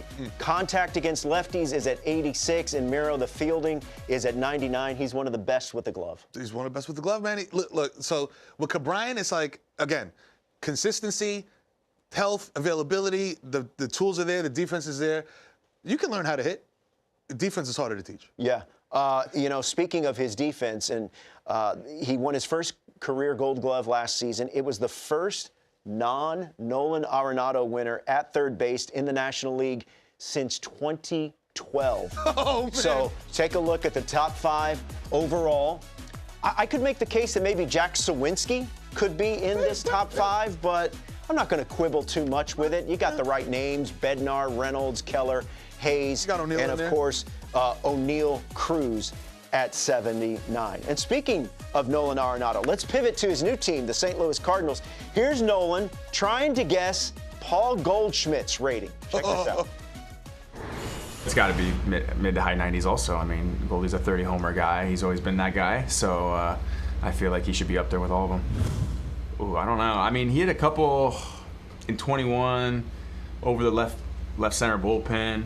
I think he hit one on the over the Berman center field. So, I mean, he's hit some bombs. Goldie's got some big-time juice. So, All right, well, he's at 91 is Paul Goldschmidt. Okay. 99 contact against lefties. The power against lefties is at 84. And Paul Goldschmidt, 25 homers, had an OPS of 810, 80 RBIs. Miro is his 6th consecutive full season with at least 25 home runs. The guy rakes, man. The guy rakes. That's what he does. Yeah. You take a look at some of the gameplay here. Paul Goldschmidt, one of the really good swings in MLB The Show. All right, here is prospect Mason Wynn and former MVP Paul Goldschmidt trying to now guess Nolan Arenado's fielding rating. Ooh. Glove rating, I mean, that's 99. That's no doubt. Come on, that's the best you can possibly be, for sure. 99. Yeah, I mean that's come on, that's a no-brainer. As you said, that's a no-brainer. Held down the hot corner, Gold Glove-wise. He did not win that Gold Glove last season, but he did have his 8th straight full season with at least 25 homers and 90 RBIs. He had 26 and 93. The 86 overall for Nolan Arenado. The fielding, however, is at 90. All right, let's bring Rory back in. Rory, his teammates, Mason Wynn and Paul Goldschmidt, said 99, no-brainer. But he's a 90. How come?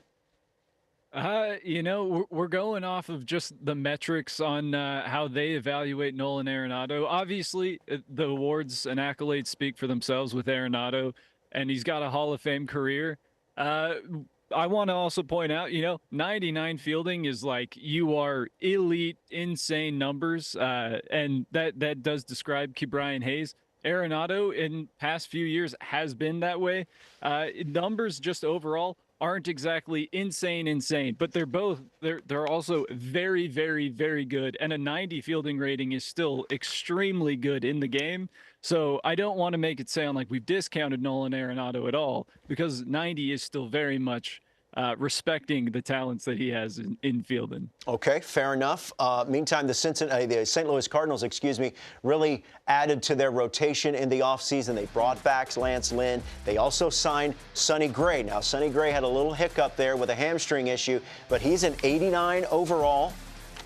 ERA of under 3 last year in 184 innings, and he finished second in the American League Cy Young voting, of course, to Garrett Cole last year. He's obviously a big piece for what the St. Louis Cardinals need and want, because this was a Cardinal team, very uncharacteristic season last year. Yeah. And they're hoping that Sonny Gray is a part of turning them around. Well, I mean, as I'm going to say this 30 times on the stream, as a Yankee fan. Yeah. As Yankee free agency signings are known to do, they come to the Yankees, they stink it up, they leave, and they are absolutely phenomenal elsewhere. So I think that's going to continue for Sonny Gray. You know what I'm saying? Like you said, he's going to come in, he's going to be a solid piece of that rotation, and that's going to elevate everything else. I think his time in the Yankees, it wasn't the right philosophical fit. I think what they were trying to get him to do, and vice versa, what he wanted to do, it just wasn't connecting. But he has obviously been flourishing since leaving the New York Yankees. So once again, your top, now these are 6 players here for the St. Louis Cardinals, of both Wilson Contreras and Tommy Edman, who was in the infield. Now he's in the outfield. They're both at 84. Hellboy, Ryan Helsley, is at 87. Sonny Gray is at 89. And at the top is Paul Goldschmidt. Let's welcome in Ramon Russell. He's the product communications and brand strategist for MLB The Show. Ramon, as we enter year 2 of this multi-year celebration of the Negro Leagues within the franchise of MLB The Show, what goals did you set out to achieve with this project and collaboration? I think our goals were the same goals of the museum, and probably of any museum: educate, enlighten, and inspire by celebrating the rich history of the Negro Leagues. So everything we've done, every decision we've made on this feature has been in service to that. We knew that we needed to find a very special way to introduce these lesser-known players to a much larger fan base, and we're so happy that the reception has been so positive for Season 1, and we can't wait for everybody to try out Season 2. Now, while you're playing the game, Ramon, you're literally experiencing a history lesson. So that's one of the things that I really enjoyed and looking forward to in year 2. How many and which Negro League legends will be added to this year's game? Okay. Last year we started with 8. This year we're going up to 10. At launch, there will be 4. The 4 players have already been revealed. It's Josh Gibson, a fan favorite. People have wanted him for a very long time. He's finally in the game. His Thunder Twin teammate, Buck Leonard, is also involved in the first drop. Then we have Henry Aaron, and I know people are like, Henry Aaron, but you don't know his Negro League story. And rounding off that first 4 is Toni Stone, the first female who played professionally in a men's league regularly. And that's just the first 4. A few weeks after launch, we'll be dropping another 3 storylines. And in a few weeks after that, we'll be dropping the last 3, bringing our total to 10. And the team, all the artists, the engineers, the programmers, Jared, our amazing producers, have been working so hard to make storyline Season 2 so much better than Season 1. And we thought Season 1 was pretty good. Yeah. Well, I can't wait to plug Josh Gibson in my Diamond Dynasty lineup there behind the plate. Not sure that there's going to be a better catcher there that you could use in the life of the game. But what else can fans expect from the Negro League storyline mode in this year's game? Well, I think you can expect an expansion on what worked last year.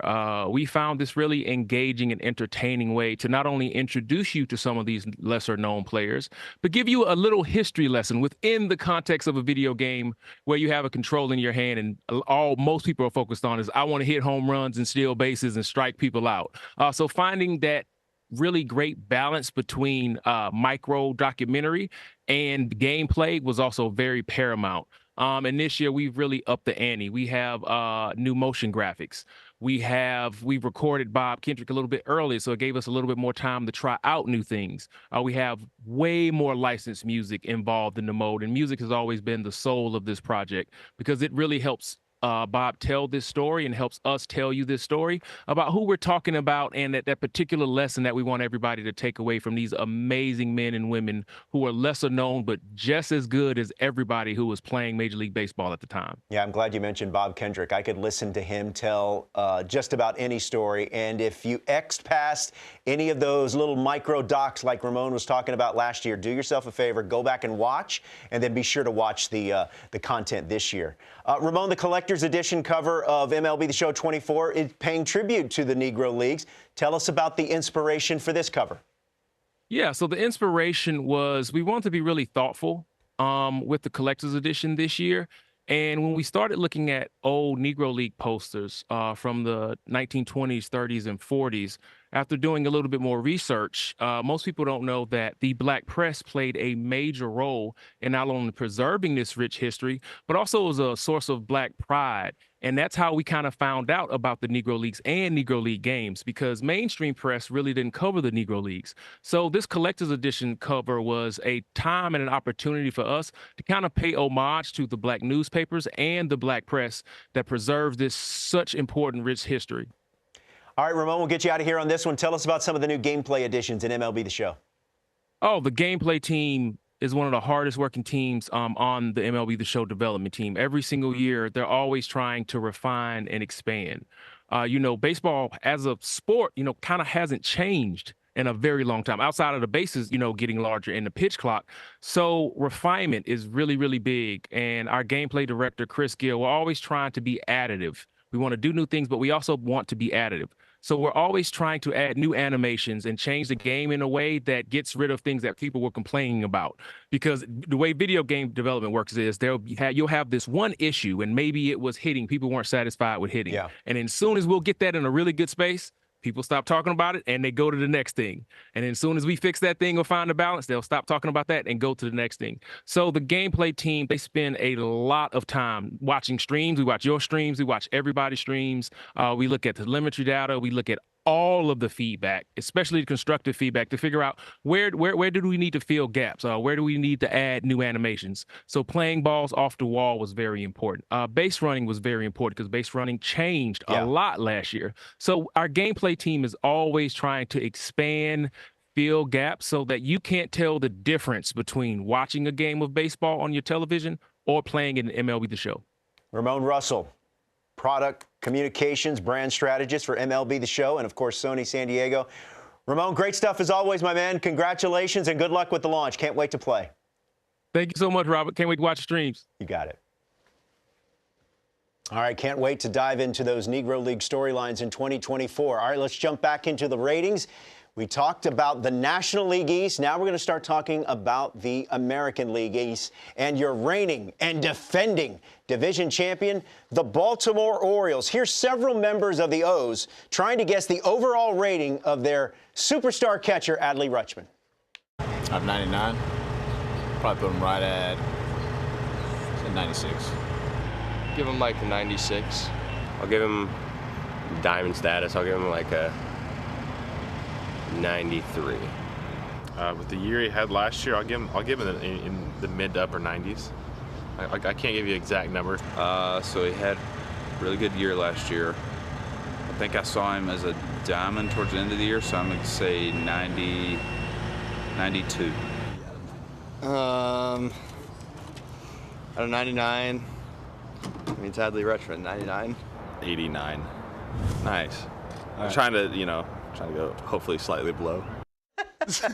Hey, I don't know Adley Rutschman very well, but that tracks with what I think his personality is. He's 100%. Like I don't want to guess too high, but I'll be fine. Just put me in the 90s. But I actually think 91 overall is a little bit low. When you look at what this franchise was on the field and their results prior to his arrival, and then since he came up, it is unbelievable the difference he's made, and he's a huge part of why they're so good. 100%, like you said, and the attitude is part of it. Like you said, like the guy, I met him at All-Star, and during the home run derby, his dad it was like so wholesome. Yes. Everything about this guy is so wholesome. From both sides of the plate, he was hitting homers. From both sides of the plate, mashing. Like I said, the guy comes into the franchise like that and just changes the whole kind of like tenor of the clubhouse of the whole franchise. So he is a superstar, guaranteed. Like I think 91 is low as well. But listen, as a AL East guy, I'm scared. You should be deathly afraid of the Baltimore Orioles. Yeah. As a Yankee fan, you should be deathly afraid because this is a team that's going to be a problem this year and the foreseeable future. Oh, yeah. Now, they recently acquired earlier this offseason in a trade with the Milwaukee Brewers, Corbin Burnes, 88 overall. The curveball control is at 90. The hits per 9 is also at 91. He was acquired from the Brewers for a couple of players on February 1st. He was 10-8 last year.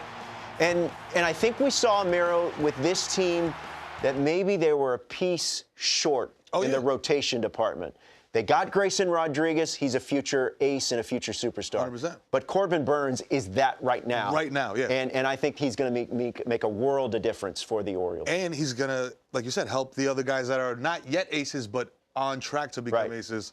You know, there's nothing better to come up under than another guy who's already there. The Orioles made an acquisition for their rotation in Corbin Burnes, and they also had to acquire some bullpen arms, specifically Craig Kimbrell for the back end. Remember, Felix Bautista, Mount Bautista, he is out for the season for 2024.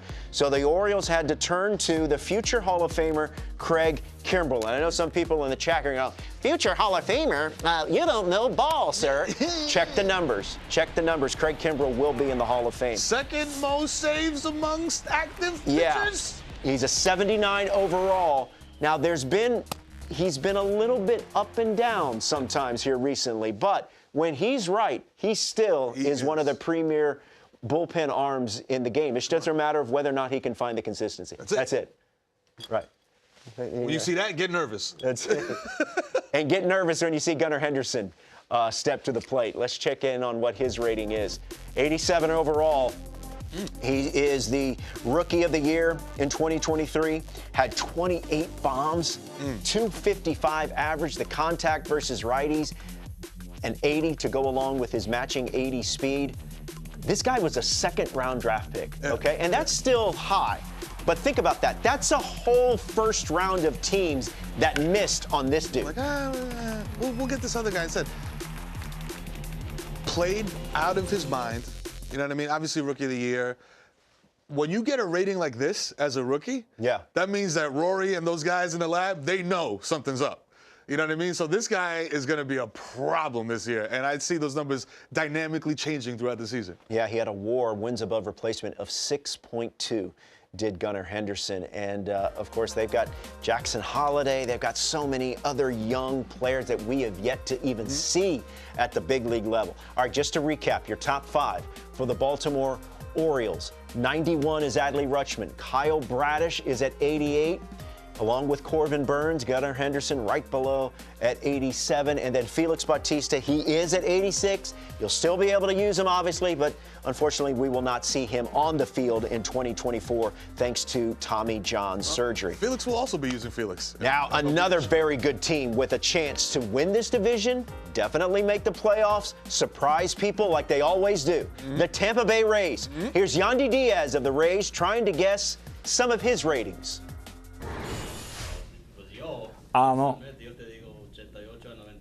Por ahí, ¿verdad? Sí, tienes razón. Vamos a poner, sí, vamos a poner 90. 90. Ya. Nadie, ya. Uf. Ok. No, ahí sí estoy, sí, por 80, 80. Coño, manín. Oye, ¿para eso tú? That's the best. He surprised himself. Ball C. It was. 88 overall for Yandy Diaz. The contact against lefties is what stands out here. Pretty wide splits. Against lefties, it's a 96, and against righties, it's 83. You know, I said this a couple of years ago. I'm done discounting and disrespecting and doubting the Tampa Bay Rays. Every year you're thinking, all right, it's a good team. Maybe they'll challenge. And they end up finding their way into the postseason. It's constructed. It's a well-constructed team. You know what I mean? Like, they got guys, but it's more so like the team plays well together. And it's a next man up kind of vibe with them. You know what I mean? Yes, Like, it's a very unique way in terms of roster construction and team building and also player development. And Yandy Diaz is an example of that. Randy Arozarena. Come on. Speaking of 85 overall. That seems really low to me. That's wild. I think he should be a 90 at least, all right? But maybe I'm way off here. The power against lefties is at 89. The contact against the southpaws also is at 83. 23 homers, third straight season, Miro, of at least 20 homers and 20 stolen bases. And no one has more swag than this dude. Nobody at all. Listen. He is, and I'm saying this as a certified petty Yankee fan, stereotypical hater. This guy is a problem, bro. He is a stud, dog. Like, and the swag levels are off the charts, which is something I love about, you know, what these younger guys are bringing to baseball. Yeah. Like that, you know, the energy, you know what I mean? He plays with an edge, and I like that. I love it, man. Like, listen, 9 innings of baseball could get long, but when you got guys like that will just inject excitement every, 2-3 at bats, it's, come on, man. You can't beat it. All right, now let's shift to our attention and talk about the pitchers. Here comes the money. It's Shane O'Mac. Shane McClanahan. Strikeouts per 9 is at 72. Oof. His control here is at 87. He was 11-2 last year in 115 innings pitched. Unfortunately, he's going to miss all of 2024 with Tommy John surgery. But Miro, when this guy is healthy and he is right, he's got one of the most electric arms in all of baseball. This stuff is nuts. It looks like video game stuff in real life. Yes. That's how you know. That's how you know he's nasty. Yeah, and unfortunately, he will not be available for the Tampa Bay Rays in 2024. All right, so your top 5 for the Tampa Bay Rays. Remember, they started off 2023 with a historic, torrid start, kind of limped towards the end and ended up getting swept by your eventual champion Texas Rangers in the first round. So your top 5 looks like this. Pete Fairbanks out of the bullpen is at 88 along with Yandy Diaz. Shane O'Mac, Shane McClanahan is at 87. Randy Arozarena is at 85. And don't sleep on Isaac Paredes, who is at 84 overall. All right, the Toronto Blue Jays are up next. A team like the Tampa Bay Rays that also has designs on making it to the postseason, winning a World Series, because the talent is there. Oh, yeah. If you look at their lineup, and especially look at the rotation, and let's start with Kevin Gausman. He's a 90 overall. Miro, he finished 3rd in the Cy Young voting last year. He had an ERA of 3.16, and his K per 9, 11 and a half strikeouts per 9 innings. His split finger, fork ball, whatever you want to call it, it's dynamic, and he is definitely one of the best in the game. He is going to cook this year. You hear me? Look at me in my eyes. This guy's going to cook this year. If you got him on your fantasy team, if you don't have him on your fantasy team, put him on your fantasy team. Yeah, so Kevin Gausman, of course, leads that rotation for the Toronto Blue Jays. And in the infield, you got Bo Bichette. Bo Bichette, his overall is at 89, just misses that 90 rating barrier. But his contact against lefties is at 99. The contact against the right-handed pitchers is at 95. I hear that we're getting new hair mechanics. I was going to say. So this fits right in with Bo Bichette. No one is going to benefit more from the new hair mechanics in MLB The Show 24 like Bo Bichette. Come on. He led the American League. He has led the American League in hits since the start of 2021 with 555. Quietly. The guy rakes. quietly raking, just over there, just putting up numbers. You know what I mean? Not making a big deal about himself. He's got the long hair, the flow. I don't know if he's using a flat iron to get it looking like that good. I heard he's got the pants that go up above the knees. Come on, old school. He's got a whole look that's going on. Come on, man. The keratin treatment is working for the hair, bro. Yes, yeah. You can remember, you got to condition afterwards and let the conditioner sit for a little bit. A lot of people don't know this. A little avocado. Oh, we're going to have to discuss this offline. Jose Barrios checks in at an 81 overall. Walks per 9 is at 77. That break on his slurve is at 91. And I still remember him getting taken out early of that playoff game against the Minnesota Twins. I'm not even a Blue Jays fan, and I was annoyed by it. But last year, he had an 11-12 record. The ERA was 3.65. He did have a rough 2022 campaign, but it looked like he started to make some positive strides in 2023. Absolutely. With Gausman and Barrios at the top, if you can get Alek Manoah to bounce back after his disappointing season, this is a very, very dangerous team. 100%. And like you said, you got Gausman up there, up top, Barrios. You feel supported as the third guy. You know what I mean? There's not so much pressure on you. You just got to be solid. Absolutely. You don't got to be stellar. You got to be solid. And our 2024 cover athlete, Vladimir Guerrero Jr.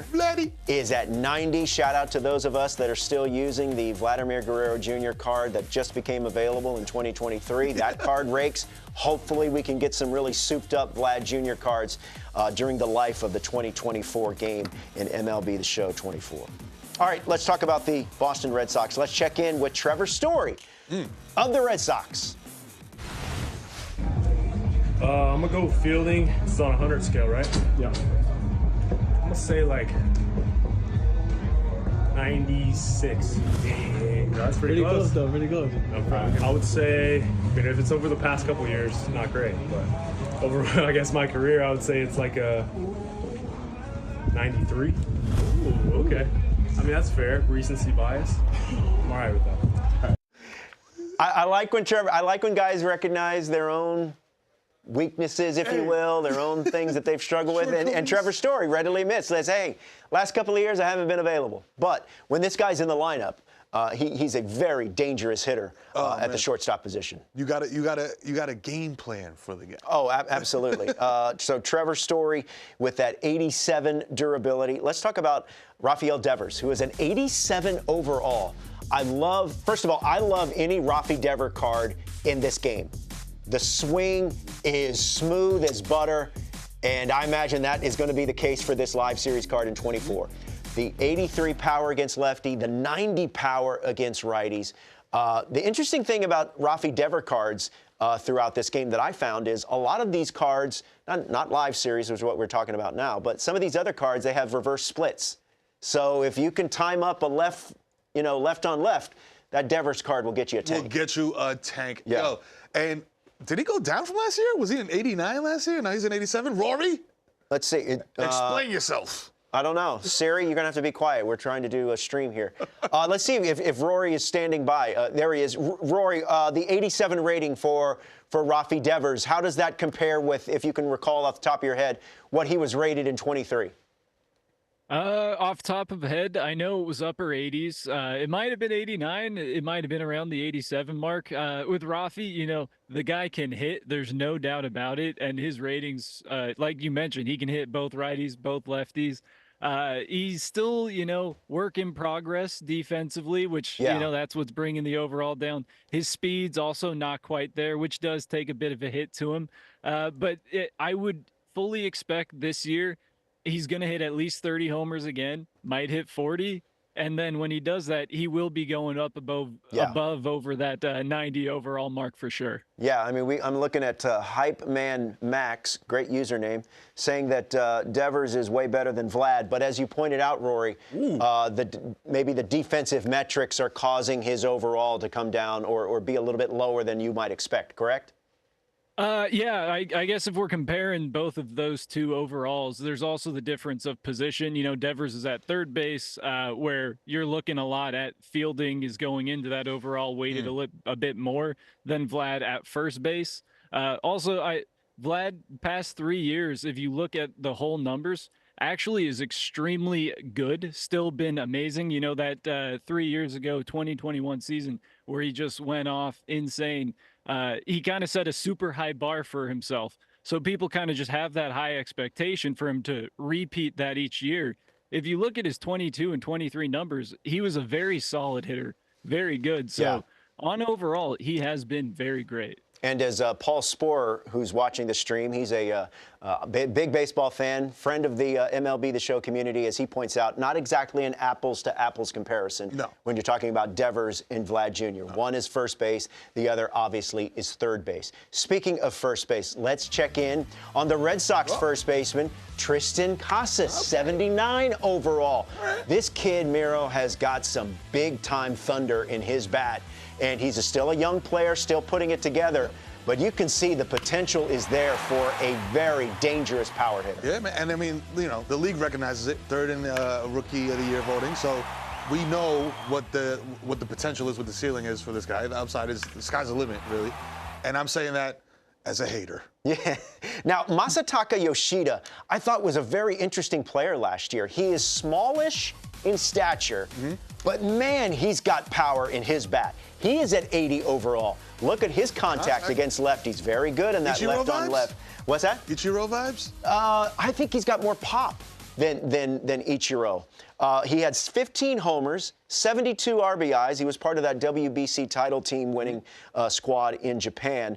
And I thought he acquitted himself very, very, very well in his first season with the Boston Red Sox. 100%. 100%. And I watched him with a hateful eye. Yeah. You know what I mean? And this guy's, he's got it. Although, listen, the Japanese guys, man, they come over here ready to go. Yeah, I feel like the learning curve isn't as steep as it used to be as we start to see more and more the game of Major League Baseball becoming an international game. All right, so the top 5 for your Boston Red Sox look like this. Rafi Devers at the top at 87. That was a little bit of a controversial rating among the chat. Kenley Jansen and Chris Martin, bullpen arms for the Red Sox. They're at 83. Yoshida is at 80, along with Liam Hendriks, who they acquired this offseason. Now, Hendriks will not be available in 2024 as he's recovering from Tommy John surgery. All right, let's talk about the New York Yankees. How would you describe your Yankee fandom? Die hard, almost nationalistic to an extent. Okay. You know what I'm saying? So we just coming off the Red Sox, you know what I mean? Now it's time to talk about a superior ball club. Oh, now see, that's a little harsh. That's a little harsh. Although for this year, you might be right. Let's talk about Juan Soto. And this was arguably, you set aside Shohei Ohtani's decision to join the Dodgers. I think this has a chance to be the most impactful move of the offseason. Juan Soto, the power against righties in the 90s. Clutch at the plate, 88. I can't wait to see what this guy does with that short porch. I think he could have an MVP season there. 100%. I already have him in the running for MVP. Like you said, the short porch. The guy's a hitter's hitter. He's bringing an energy that I feel like the Yankees have been lacking in previous seasons, where it's just like, there has to be a guy on your team that's fiery. You know what I mean? That has like passion and has like a little bit of sweat. The shuffle alone is worth 5 points. You know what I mean? To me, ratings wise. But that lineup now with him in there, Judge, in front of Judge, Volpe. Let's see what Stanton does this year. Yeah. You know what I mean? Stanton's got a chip on his shoulder, a very large, muscular shoulder. And, we'll see what happens. But it's not as muscular as we've seen. So we'll see how this makeover in his body, maybe that affects and brings him some quality outings and appearances for Giancarlo Stanton. Another offseason acquisition for the New York Yankees was Marcus Stroman. He's familiar with the area, familiar with the city. You look here, home runs per 9, it's 80. The sink, that this man throws a sinker. The strikeout numbers maybe not going to be there, but he's going to get the ground balls. And this is a guy that loves pitching on the big stage. Oh, he loves it, and he's said so. Like, I've been watching ever since the signing. I'm so excited to come here. I want to be a Yankee. I'm ready for whatever. And that takes a lot of guts, bro, because, it's a tough It's a tough fan base, tough media market, it's tough everything. So you got to go out there and do your thing. And I really think he has the stuff and the mentality to really have a breakout season with the Yankees. Remember how good he was at the beginning He was pitching at an all-star level for the Chicago Cubs, and then in that second half, he battled injuries, and that really affected his performance. Anthony Volpe stepped into very difficult positions and difficult shoes last year as a rookie. The starting shortstop for the New York Yankees, as you look at the numbers here, the fielding is at 78, speed at 72. I think that might be a tad low, but overall, he's at 77. And Miro, I think that you have to consider last year a success for Anthony Volpe. I can't wait to see what he does this year as an encore. No doubt about it. Baseball, to me, is always like, it's different for them than other sports in that it's always a slow burn for the young guys. Yeah. You come in the game, you have to learn the game. It's much more than just like, hi, I could jump really high. You know what I mean? And Volpe's showing that. He came in poised. Yeah. Like you said, huge shoes to fill. Starting shortstop for the New York Yankees. We've heard the same name for the past, yeah, I mean, years. You're going to be measured by all the greats that came before you, most notably Derek Jeter. And he's a local kid. He grew up in the Northeast, in that greater New York, New Jersey area. So he knew what he was getting into, and I thought he acquitted himself very fine. So very well. Let's take a look at the top 5 for the New York Yankees, who are looking to win their first title since the iPad was invented back in 2009. It's been a minute, Miro. It's been a minute. The iPad was invented. I don't even think Uber was around. Seriously. It wasn't. Aaron Judge, as you might expect, at the 99. Come on. Garrett Cole, Bebe, 95. Juan Soto, also in the 90s, right at 90. And then Clay Holmes and Gleyber Torres. Gleyber Torres, I think, in real-life baseball, it's going to be an interesting season for him. He's going into his walk year. He very much wants to stay and be a New York Yankee, but this is a big season for him. A huge season. This is the make or break. This is what's going to decide whether or not he's in pinstripes next season. True. 100%. Like, dude, you do your thing this year, you're good. You don't, you're in Minnesota. Sorry, buddy. You know what I mean? Well, I think something that got lost last year in their season and their struggles was Gleyber Torres had a pretty good season. Pretty good season at the plate. The guy plays, he posts just about every day, and Gleyber Torres rounding out the top 5 for the very powerful New York Yankees. Look at that report card. All right, let's bring in Jared Schiff. He's the senior narrative game designer for MLB The Show. We're going to be talking about the captain.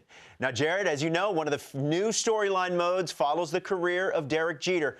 What can fans, especially Yankee fans, expect as they step into the Hall of Fame shoes of the captain?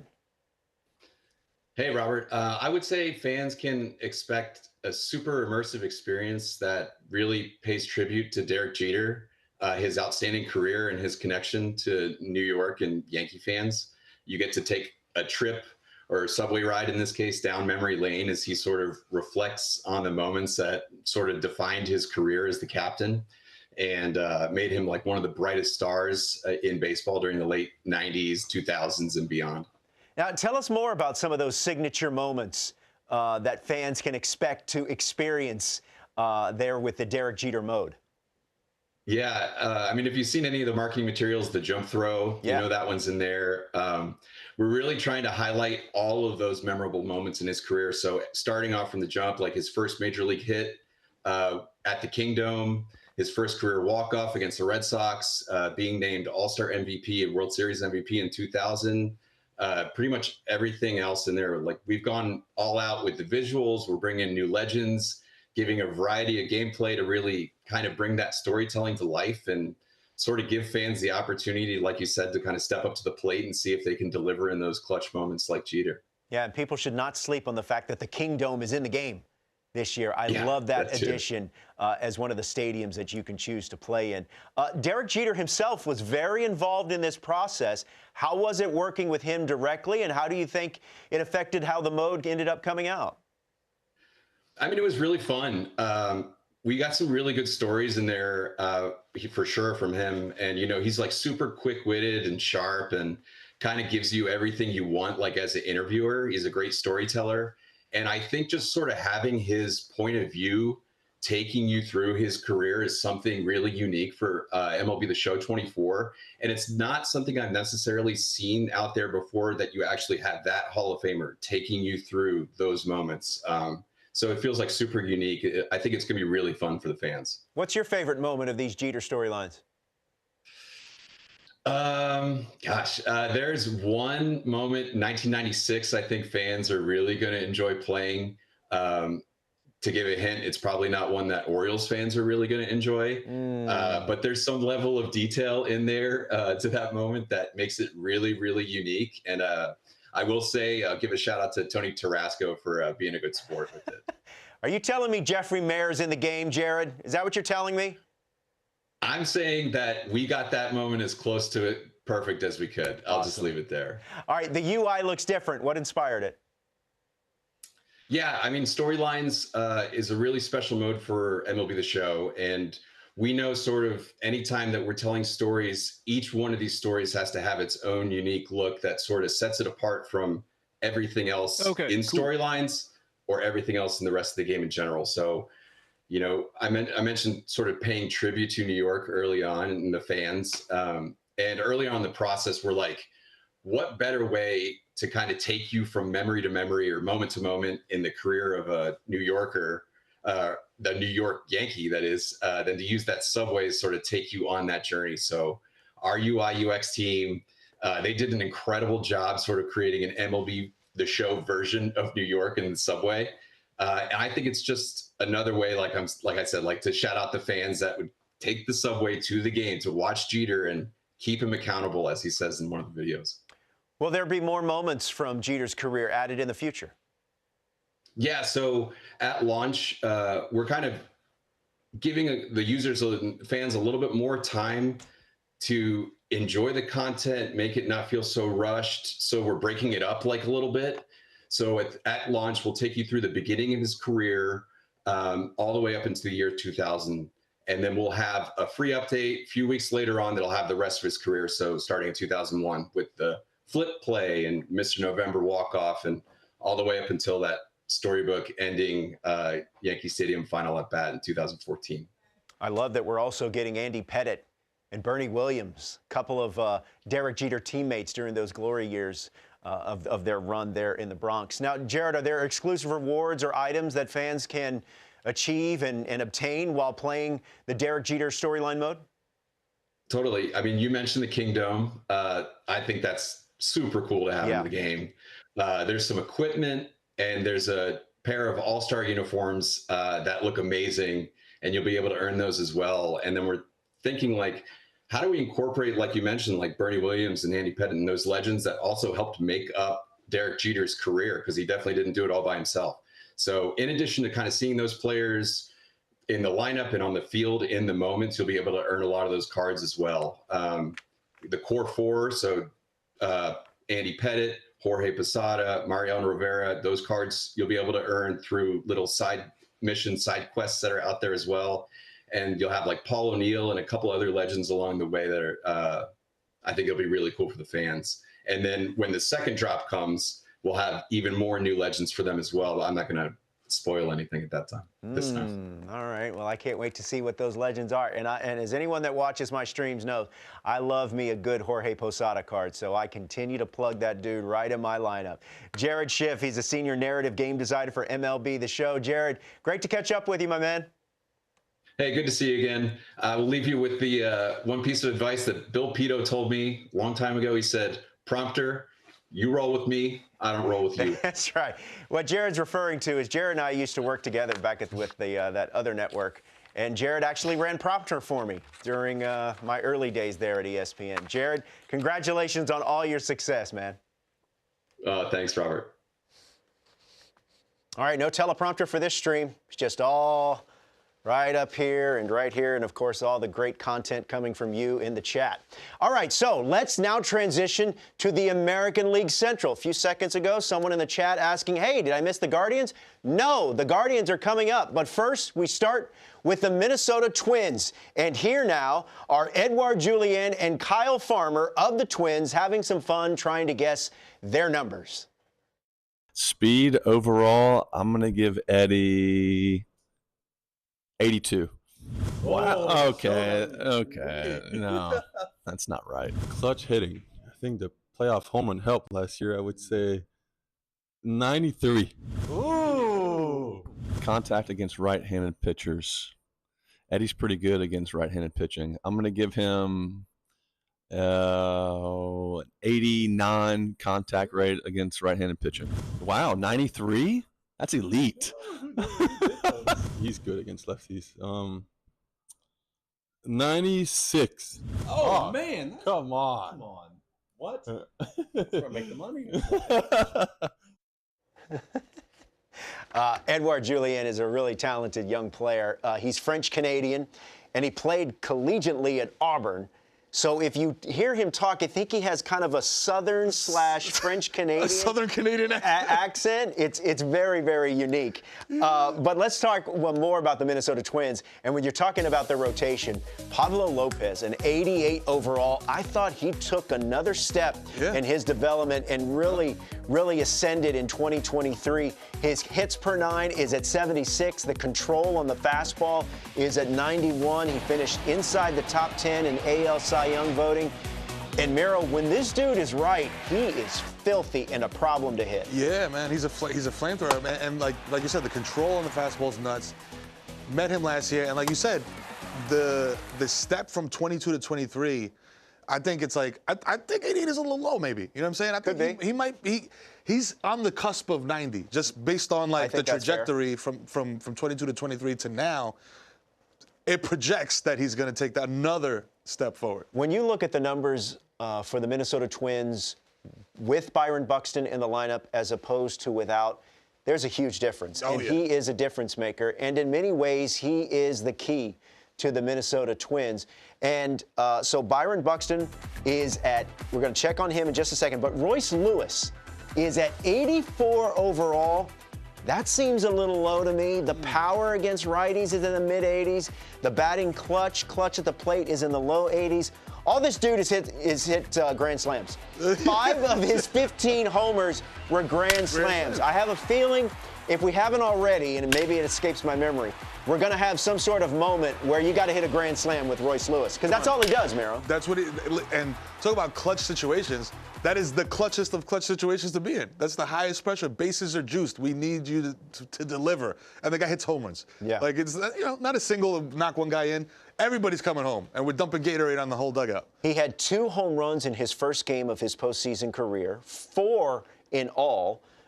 In the 6 games. He also had some pretty good success against the Astros in the division series. And as I mentioned, 5 of his 15 home runs were grand slams. To the back end of the bullpen, Johan Duran, 85 overall, and the velo almost at 102 miles per hour, 101.8. Whether it's live series, whether it's Diamond Dynasty or whatever, you know a Johan Duran card is going to be throwing fire and throwing smoke out of the bullpen. 3-6 overall, 2.45 ERA, but the ERA of 2.15 in 130 innings pitched in baseball. All right, so here's Byron Buxton. I was talking about how much he means to the Minnesota Twins. He's hoping to play in the outfield in 24 for the first time since August of 2022, so something to keep an eye on. He checks in at number 2 on this list. He's at 86. Carlos Correa and Royce Lewis are at 84. Where's my man Thuney? Is my man Thuney in the chat? I feel he could have some interesting and things to say about his Minnesota Twins. Yeah. So this is a list of pitchers that are throwing at least 100 miles per hour. This is 6 pitchers. Johan Duran, almost 102 miles per hour. Aroldis Chapman still bringing it up there at almost 102 miles per hour. Wow.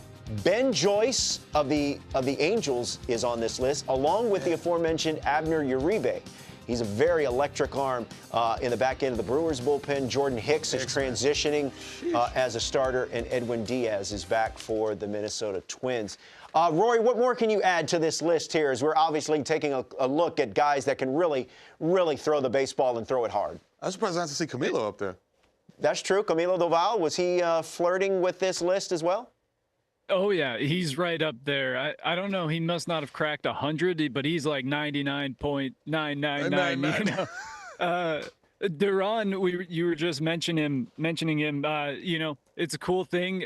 He has the fastball at 102, basically, and he then throws that splitter, which he calls the splinker, that goes at like 96 miles per hour. So what you'll notice with all these pitchers in game, they throw over 100 miles an hour. They have outlier on their player items. So when you're playing in franchise, road to the show, even in Diamond Dynasty, they're going to consistently be throwing at least 100 miles an hour, sometimes touching 102, maybe even 103. And Duran, as mentioned, on the Splinker, the splitter in game, has outlier on it, so it'll be going 95, 96. Jordan Hicks is one that I love to call out, moving to be a starting pitcher with San Francisco this year, has a 5-pitch mix. And so with the outlier on his sinker is what he's got it on. He's going to be a ton of fun to use in Diamond Dynasty. He's going to be a ton of fun to use in franchise. And you can look to see him get a card early on in DD as a starting pitcher. Hey, a question here in the chat, Rory, from Made in Columbus. He's talking about Hunter Green, who, according to this comment, has the most 100-mile-per-hour throws in a game. And he adds, what are we even doing? Now, obviously, he didn't put a question mark in there because, well, you know. But what can you say about Hunter Green? And was this list just relievers? Is that why Green wasn't in the mix? Well, this list is the way that we give the fastball velocity attribute is going off of their average velocity throughout the year. So Hunter Green's average, I think it was shown earlier, was around 98.3. So when you do use him in game, you can basically add, probably 2 miles per hour to what the average is. So he will be throwing 100 when using him throughout franchise, using him in Diamond Dynasty all throughout the game. All right, very good. Good to know. Good question there from the chat. All right, let's stay in the American League Central, and let's continue with the Detroit Tigers. Here's Jake Rogers trying to guess some of his ratings. Power against lefties. 93. Okay. Overall rating. 79. That's pretty. I mean, hey, I bumped it up. They used to. Year before, don't check those. Don't check those ratings the year before. All right, my man's bringing receipts. Yeah, he's like, he's like last year. Yeah. Let me make sure that you guys are right here. So Jake Rogers is a 77 overall, 21 homers, 49 RBIs for a Tigers team that really played very good baseball and better baseball towards the end of the season. Spencer Torkelson, a 76. I think this has a chance to be a number that rises. Yep. He started to figure it out at the plate as the season wore on. 31 homers, 94 RBIs, and to this point, an 851 OPS mirror over the final 83 games of 2023. I talked to him in spring training last year, and he acknowledged the pressure and the struggles that come with being a #1 overall pick, being a highly touted prospect. And I think that affected him, but it's good to see that maybe he's figuring it out. Settling down. Yeah. It's like you said, the pressure. When you're new, when you're young, it feels like a mountain. Yeah. It's like a gorilla's sitting on your chest. But once you get settled in, man, you're good, bruh. Look, trust me, because I know everything. You're good. You know what I mean? That 76 is going up to an 86 by the end of the season. I'm going to be interested to see where the Tigers fit in this American League Central. I feel like that division is wide open. Kerry Carpenter really surprised some people with his performance at the plate last year. He's a 79 overall. He had an OPS plus of 121 over his first 149 games at the big league level. And just for reference, as everyone knows, 100 for OPS plus is considered average. So he was 121 OPS plus, the 20 homers, the 64 RBIs. And he's part of, like I was saying, an interesting young potential, foundation there for a franchise that is ascending. That's baseball, baby. The young guys, you have an idea of what they're going to do. Over the course of the season, you see what they do, and then you're either pleasantly surprised or like, Yeah. The Tigers, I believe, have already named Tarek Skubal their opening day starter. I believe that. Max, maybe if you could keep me honest on that. He's an 86 overall, walks per 9, is at 77. Miro, they've got, just like their lineup, they've got some very talented young players in their pitching staff and in their rotation. They just need them to perform, and Tarek Skubal looks like he's on that track. He's definitely on that track. Like I said, young guys just need reps. Yeah. Once they settle in, they get their reps in, you know what I mean? A couple starts, this guy's going to be cooking. Yeah, Casey Mize is expected to return from injury. Matt Manning, who is a 76 overall, he fits into that mix here. As you take a look at your top-rated players, this is a beefy list here. This is 8 people here. Tarek Skubal is at the top. I'm going to be honest with you, as I'm looking at the names here, Riley Green is not on this list. I thought he had some very good moments last year. He got hurt, and that really affected the Tigers. Let's see if we can jump back in with Rory. Rory, how come Riley Green is not on this list? Can you shed a little more light on that? Yeah, I think Riley Green's just falling off that list a little bit. I guess with him, you know, the contact versus right is really great. I think versus left, he's fallen off. Like he's just not quite up to league average quite yet. His power numbers aren't exactly there. The home runs haven't fully come around for him, but he is hitting extra base hits.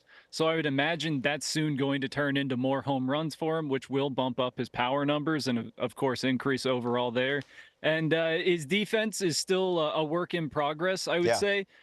So as he continues to improve there, you can imagine the overall is going to go up. But like you said, I mean, he's a top prospect. We fully expect him to have a great season this year as he's got more of his feet under him, and likely will be moving up even, I would say, to the 80s at some point this season. Yeah, and he just, to your point, just was off that list. He checks in at a 75 overall. All right, well, the Cleveland Guardians, someone in the chat was saying, hey, where's my Cleveland Guardians? Let's go. The Guardians are here, and here is Stephen Kwan of the Guardians talking about his rating.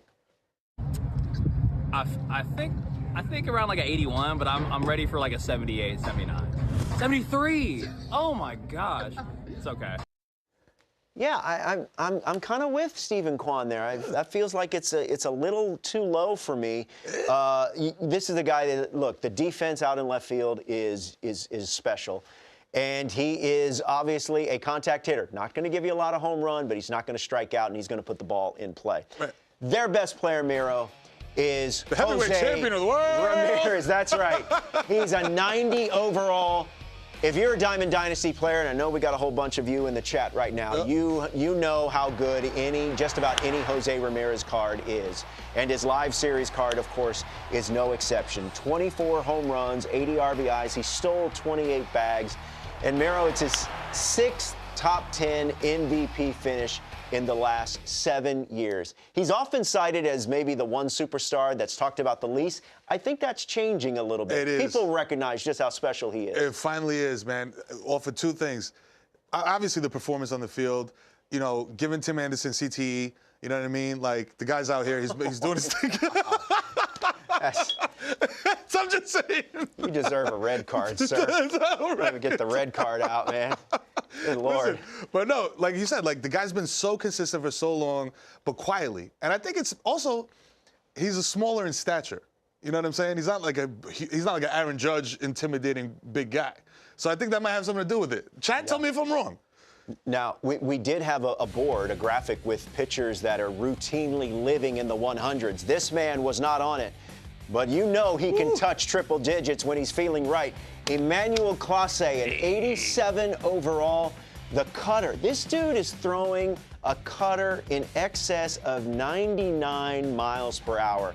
He is sawing off bats. What are we doing? He is. I don't know how you hit him when he's right. He has led all of Major League Baseball in saves, Miro, with 86 in each of his last 2 seasons. It is closing time when this man steps in. Closing time. His name is Clase. That means class in Spanish. He's taking you to school after the 8th inning, B. So wrap it up. You know what I'm saying? Right. Once the starter goes back, once that middle reliever goes back in the bullpen and he comes out, game over. One of the other young pitchers that we need to talk about for the Cleveland Guardians, and this is the franchise that knows how to develop young pitching, and that's Tristan McKenzie. Sticks is at 80 overall. His curveball control is at 78. The hits per 9 is at 76. He had to battle through some shoulder and elbow injuries last year and pitched just 16 innings, So he's obviously hoping for much more in 2024. Your top 5 looks like this. Rightly so, Jose Ramirez is at the top at 90. Josh Naylor, don't sleep on him. He is at 82. Tanner Bybee and Shane Bieber with matching 81s. Got some guys. Chicago White Sox, Miro, are a team and a franchise in transition in many ways. It's almost a question of not who's here, but who's going to be traded, right? Dylan Cease has been the subject of a lot of trade conversation. But Luis Robert is a dude that I imagine is probably untouchable. They're gonna keep him because moving forward, this is a cornerstone piece and a 100%. Very talented player. He is at 89 overall. La Pantera has a contact of 92 against lefties. The power is also in the 90s. Had a 264 average last year, 38 homers. He won his first Silver Slugger Award, and this guy can do it all, man. He can do it all, and he's, again, like, back to the Jose bit, this guy steps in the box, and he's intimidating.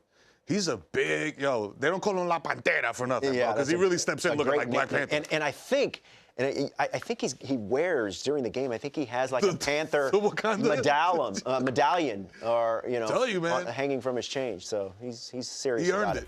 Eloy Jimenez is at 73, wearing those great old Chicago White Sox throwbacks. His contact against lefties nearly 80, and then the contact against righty is just below that at 76. He has a career OPS of 811 in 5 MLB seasons. And when you look at the talent, just big picture, when you look at the talent that the White Sox have had on their roster, you wonder how come they haven't won more, how come it hasn't worked, but for whatever reason, it hasn't. But Eloy Jimenez has the potential. He can carry a team for a week or two. And like we were talking about before, he's one of those guys, even if you're a casual baseball fan, that name rings a bell. You know what I mean? Like, Eloy Jimenez. Oh, I know that guy. I might not know where he plays, but I know he's a guy. Yeah. You know what I mean? And franchises need a handful of guys. Well, that's why the next player we're talking about has been so highly sought after, and that is... Ooh, the chat with a spicy take. Yes, Dylan Cease. Dylan Cease. Jamal 206, La Russa held them back. Oh, okay. All right.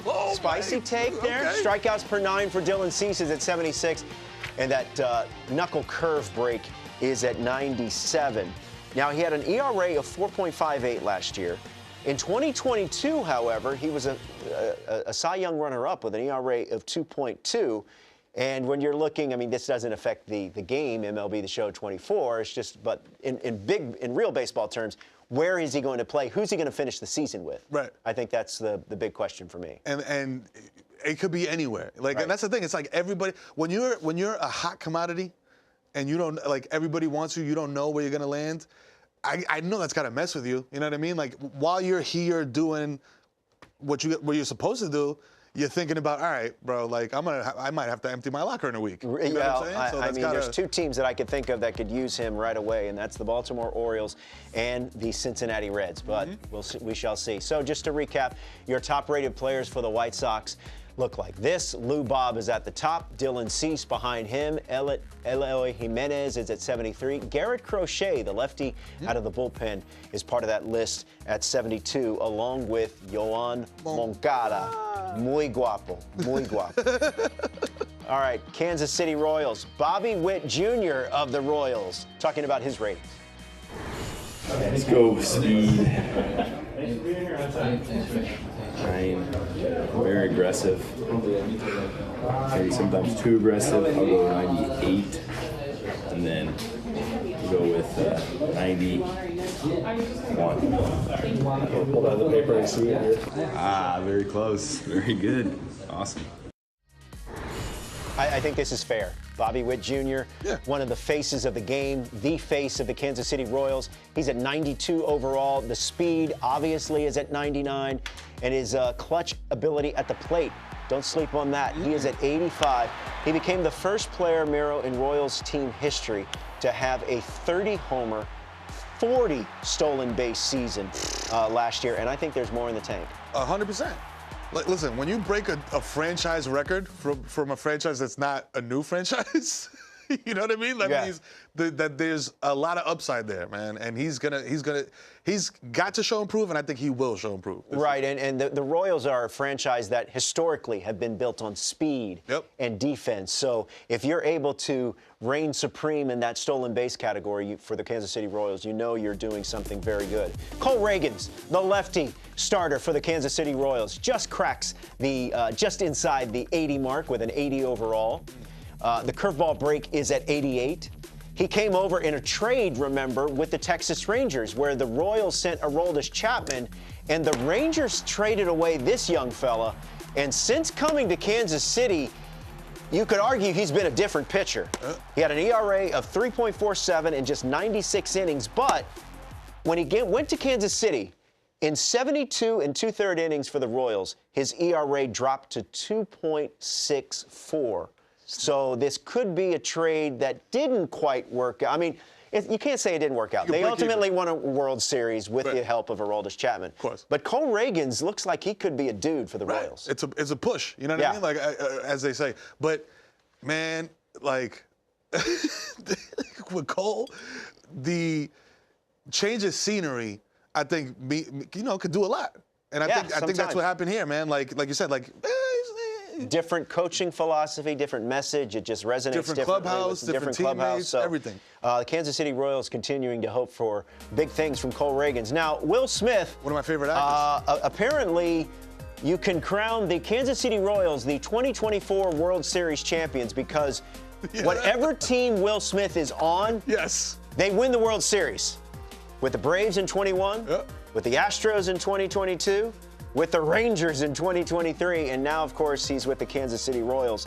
A 77 overall. He did have 22 saves with the Texas Rangers last year and just 57 in a third innings with the Texas Rangers.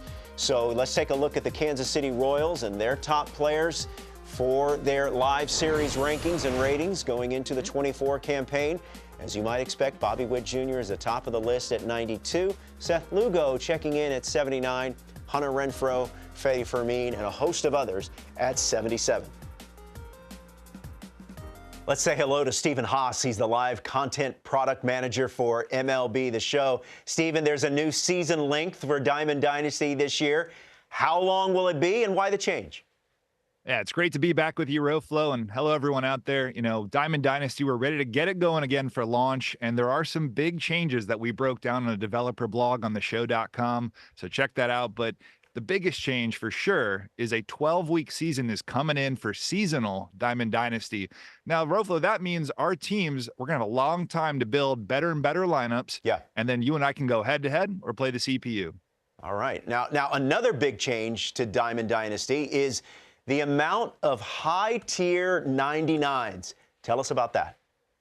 Yeah, this is a big change from 23. So the fans that played, like you and I from last year, are going to see a noticeable difference.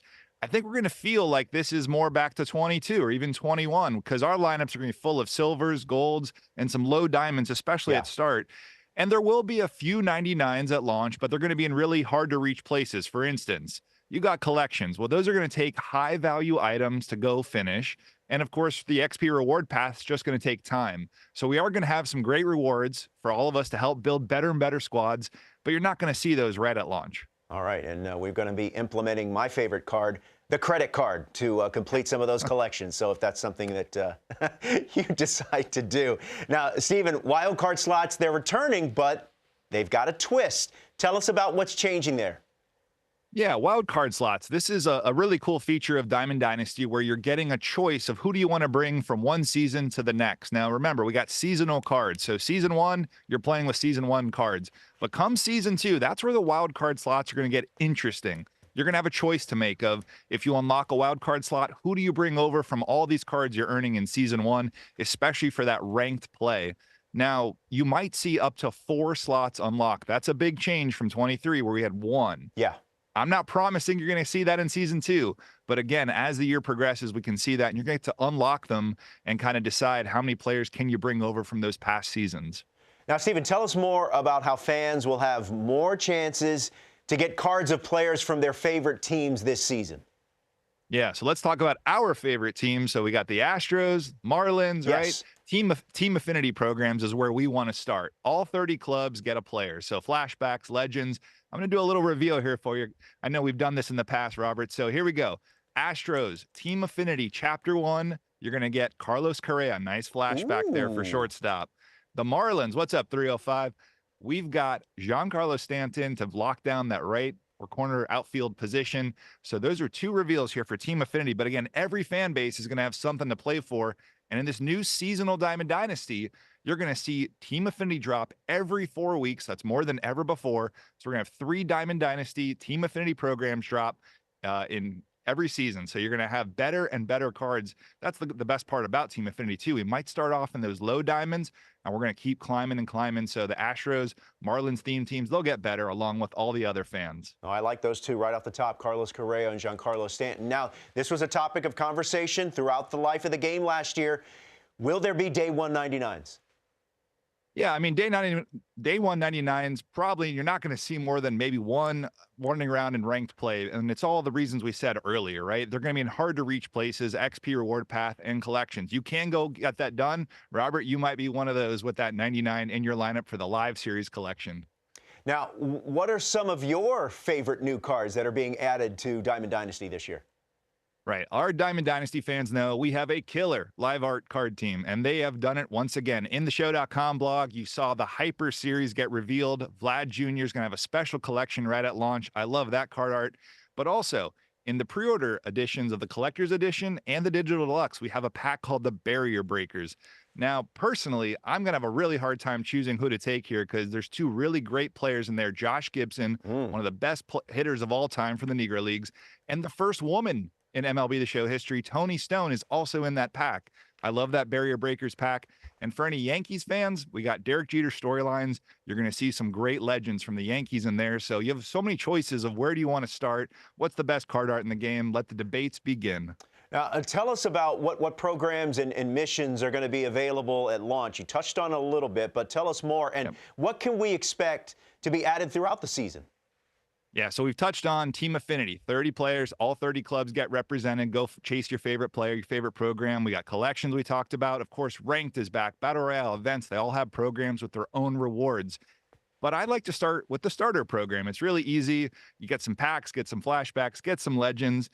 I can hint at a few things coming up. Broflo, you want to hear about some of that? Yeah, let's do it. All right. So MLB's got something called the Spring Breakout Tournament. It's coming up. Yep. And we're gonna have something special in Diamond Dynasty for that. Also, Padres Dodgers, they kick off the regular season overseas, Soul Series. We're gonna have something special for that in Diamond Dynasty. And opening day, our fans have come to know we have a tradition around here to do some supercharging where we bump up those attributes of these player ratings, and we're gonna bring that back. So there you go. You got Spring Breakout Tournament, the Soul Series, and opening day supercharge. That's all coming right after we launch. It's going to be a fun early access weekend right into opening day. I tell you what, the supercharged idea, I think it's one of the best that you guys have come up with in recent memory. I just love being able to add like that extra 99 to my Battle Royale team or maybe my live series team or something like that. All right, we'll get you out here on this one. I saw the blog post and fans have been reading it. They're going to get tons of free rewards. Tell us about the free rewards that players can expect in Diamond Dynasty this season. Free weekly packs. Do I need to say more? I'll give you a little more. So the show packs are going to help you build your live series collections and, of course, some of those core lineup. So you're going to see show packs. You're going to see some flashbacks, maybe some theme players, and, of course, legends as well. So they're going to rotate in and out of the show shop every week. Another reason to log into MLB The Show 24. It's going to help our lineups out too, Roflo. All right, well, if anyone has, I can't imagine that anyone has worse pack luck than I do, so I'm sure that they will reap the rewards. But, Steven, can't wait to play it, man. Congratulations. Good luck with the launch, and we'll be talking to you soon. All right, we'll see you on the sticks. Thanks, Roflo. Thanks, MLB Network. We'll see you in DD.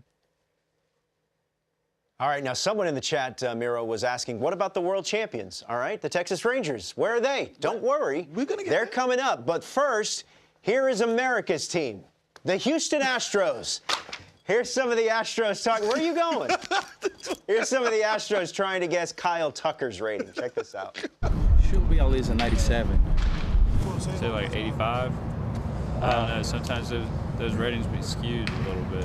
Kyle Tucker's rating in MLB The Show should be a 96, 97. What is it? 92? Nah, it needs to be higher. Yeah, 92. I think that's fair for Kyle Tucker. Yeah. He's one of the best right fielders in the game. He's a guy that can challenge for an MVP. He nearly had a 30-30 season.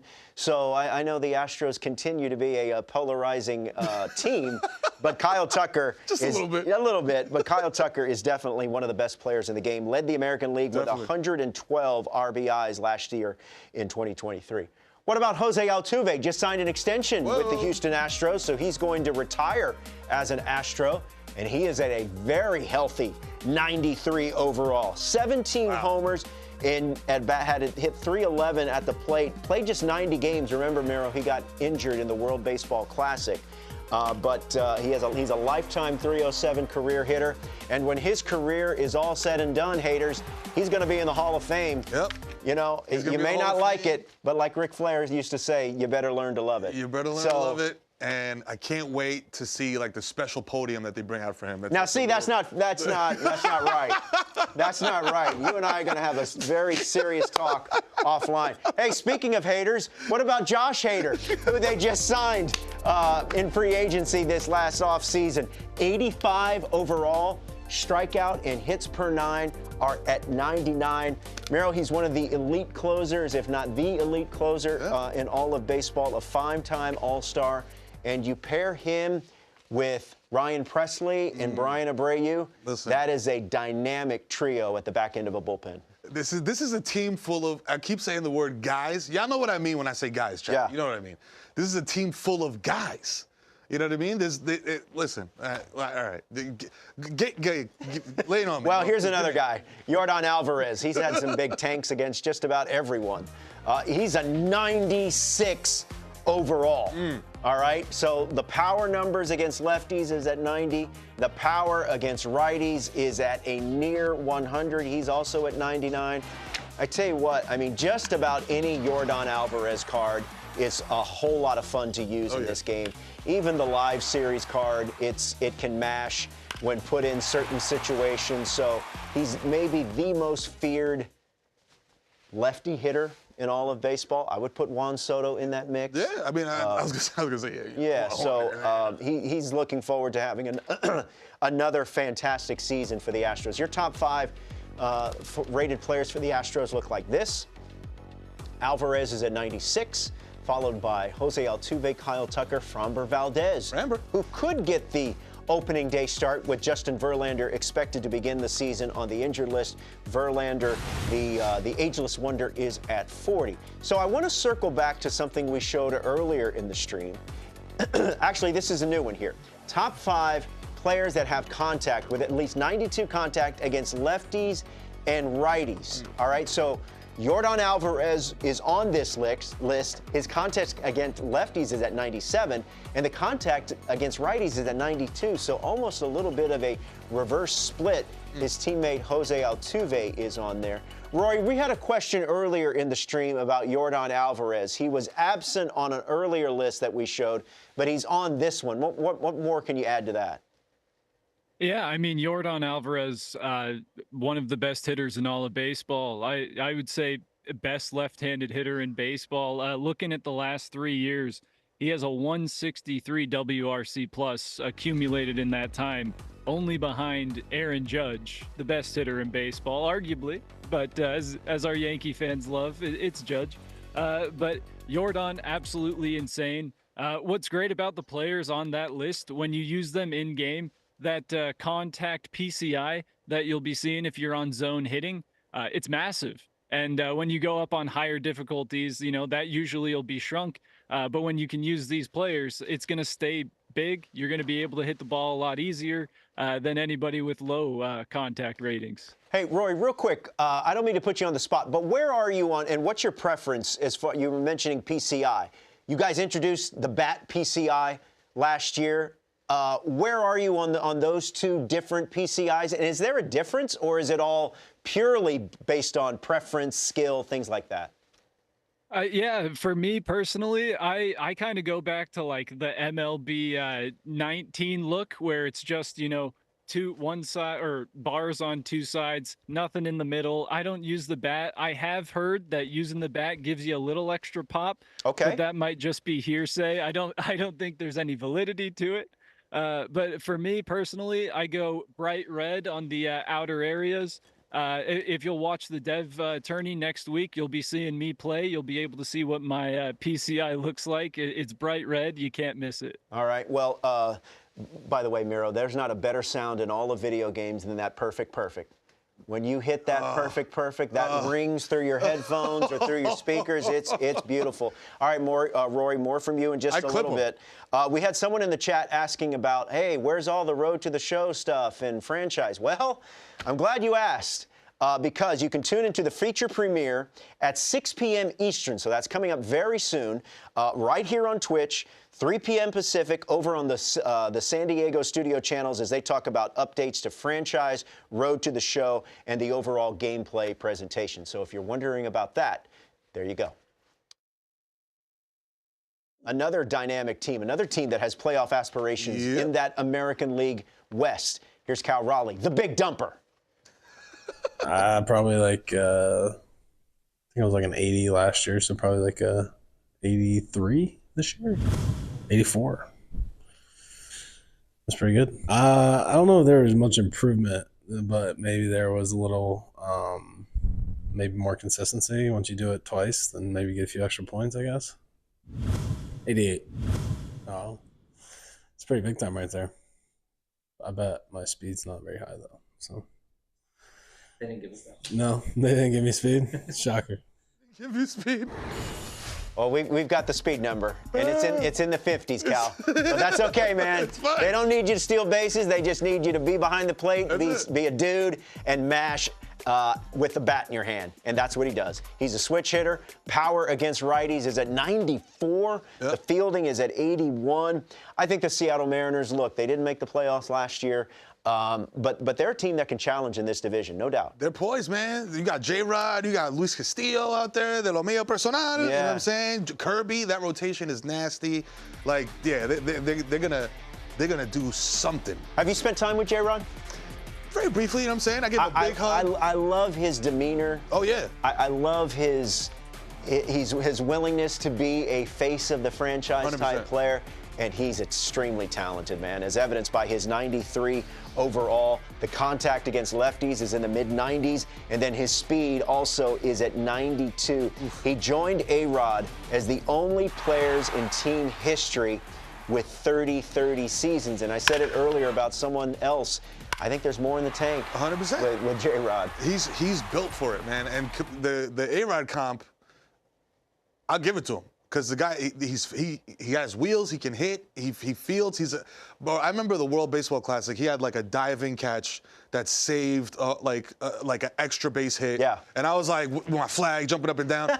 The guy's, he's here for the long haul. He's going to be one of the faces of not only Seattle Mariners, of baseball, period. You referenced Luis Castillo, and he is the top of that rotation. For Seattle. Yes. The hands of stone. 88 overall. Hits per 9 is at 81. The control on the four-seam fastball is at 85. He finished 5th in the Cy Young voting last year. He's got a K per 9 of 10 strikeouts per 9 innings. He did that in 197 innings in 2023. You guys, I saw you guys took a trip in the Space Needle. That's my guy. Right? That's my guy now. Like, we hung out. Like, after the Space Needle, listen, Dominicans get together and we automatically become cousins after 20 minutes. Because after 20 minutes, I ditched my driver and we're just driving around in his car like, yo, let's go to the park. Let's go. How does he like Seattle? Did he say he likes it? He loves it. Yeah. He's like, yo, it's hard to find Platanos out here, but listen. The city's great. The fan base is great, and leaving Cincinnati, I want everybody to be on the Yankees. Yeah. Obviously, let's go. That's my team. But he fits perfectly there in Seattle, man. Like he's was a perfect addition. That rotation, like I said, is nasty. These guys are they're gonna do something. Yeah, I mean, because you got Luis Castillo, and then of course you've got George Kirby. He's dynamic in that rotation. As you take a look at the top 5 rated players for the Mariners, Andres Munoz at the back end of their bullpen, he checks in with an 84 overall along with his catcher, Cal Raleigh. All All right, the Oakland A's are a franchise that's in transition. There's some question about where they're going to be playing in the foreseeable future, the stadium situation in Las Vegas, and they're a franchise that is rebuilding, reimagining, however you want to term it. But they do have some talented players, including Brent Rooker, who's a 78 overall. He was an all-star last year, named to his first career Midsummer Classic a year ago. 30-homer season, 69 RBI, had an OPS of 817. Of course, playing his home games in the Oakland Coliseum, not exactly a hitter's park. No. So whether you do it for the Oakland A's or the Los Angeles Dodgers, if you're hitting 30 homers in the show, that's something. That's something. You know what I mean? Like, it's not easy to do. No. Not in this era, you know what I mean? But again, like you said, the A's are like reimagining is it's fair way. That's the way you want to term it. Yeah, it's a very nice way to put it. But listen, like you said, Oakland Coliseum, not really a hitter's park. This guy's hitting 30 joints a year there. You know what I mean? Like, come on. Wherever you put him, he's gonna go off. And here is another promising young player in their lineup, and that is the infielder Zach Geloff, rated a 78 overall. Woo. Contact is pretty high in the high 70s against righties. The speed is at 82. He had 35 extra base hits, 32 RBIs, an OPS of 840 in 69 Major League games in 2023, which is nice. Shea Langoliers, their catcher. He's at 74 overall, acquired as part of that. I think he was part of the Matt Olson deal with the Atlanta Braves. Power against righties is at 75. His arm strength behind the plate is at 95. I like this young player, and the Braves, I know, didn't want to give him up in order to get Matt Olson. But again, we were talking earlier about some of these other teams. You can kind of, with players like this, you can start to imagine, hey, if this happens and if we continue to trend in the right direction, maybe we can turn this around. And Shea Langoliers has the potential to be part of a promising young core. And like you said, like the arm strength is there behind the plate, which is, I feel like it's a lost art. It's throwing guys out. You know what I mean? Like we got a lot of 40 base, 30 bag guys. Let's throw some of these guys out. Let's bring back the Yadier Pudge era of like just. Yeah, you know what I mean? Pudge was definitely a dude you do not want to run on. No way. When he was behind the plate. So your top 5 rated players for the Oakland A's. Brent Rooker is at the top, along with Zach Geloff at 78. Paul Blackburn and Alex Wood, always up to no good, is at 77. And Zach Jackson rounding out the list at 76. Jack. All right, let's check in with a pair of Angels, starting with infielder Luis Rengifo. Oh, I thought you were talking about us. I would say like 87, 89. Oh, that's cool. Yeah. That's cool. I like it. 95, 97. Oh, that's good. That's good. Let's go somewhere in the low 90s, maybe 93. Okay, hey, that's respect. They know once I get going, I'm rolling. Okay. Ooh, that's got to be mid. That's got to be 95. We could do better on that. Hey, the show 24. Let's go, baby. All right. Luis Rengifo was pleasantly surprised with his. He's like, oh, okay. Yeah. But by the way, the dude is jacked. He is he's one of those guys that looks really good in uniform. So. Look, he's one of those guys that made me go ask my doctor for Manjaro. Yeah. So he might want to play shirtless. He looks so good. Brandon Drury, as we continue with the Angels, he's at 83 overall, had an OPS of 803, and he's had back-to-back seasons of at least 25 home run. My fellow Diamond Dynasty players will tell you how effective a Brandon Drury card can be, whether it's Battle Royale or ranked or events. And then Taylor, don't forget about Taylor Ward. Yep. He was ranked 79 overall, 14 homers, 756 OPS. Listen, the big story overall, externally for the Angels is they obviously don't have Shohei Ohtani. Right. So where do they go from here, right? I almost wanted to ask you that. I'm like, what is obviously Mike Trout is there forever. Yeah. What is the direction of this team? I think that's the fascinating part about this franchise. I think they have to figure it out themselves. They have some interesting young pieces. Taylor Ward, as I said, 79 overall. But I think the Angels have a chance to surprise some people. Do I think that they're going to make the playoffs? That might be too deep a water. But I think under new manager Ron Washington, I think they're going to surprise some people. Taylor Ward, 14 homers, had an 896 OPS. against lefties in 2023. Now, another interesting young player that has a chance to be a part of, building something special there in Anaheim, Logan O'Hoppe, who they acquired from the Philadelphia Phillies. 76 overall. He did have to deal with the shoulder injury, and it was a pretty significant one, but he had 14 homers, 29 RBIs. He had a .500 slug in 51 games in 2023. And look, you know the old adage, you want to be strong up the middle, right? So you got Logan O'Hoppe behind the plate. You've got Zach Neto as your shortstop. And then Mike Trout is still playing center field, or maybe it's Mickey Moniak. So I'm not quite sure what to expect from the Angels. Other than that, I think they might be better than what people are giving them credit for. I think so, too. I think it's going to be boom or bust for them. You know what I mean? I feel like. And I do think it's going to be more boom than bust, but not like you said, not boom playoffs, but boom, we're going to be over 500. The thing with the Angels, an Angel fan and other fans out there, it's all about the pitching. They haven't really been able to get that frontline starter. All right, so your top-rated players for the Angels, of course, it's Mike Trout. Come on. And that's going to be the highest priced live series card off the jump. That's my guess, although Ohtani could be in there. In 2 years, I have not pulled a live series Mike Trout.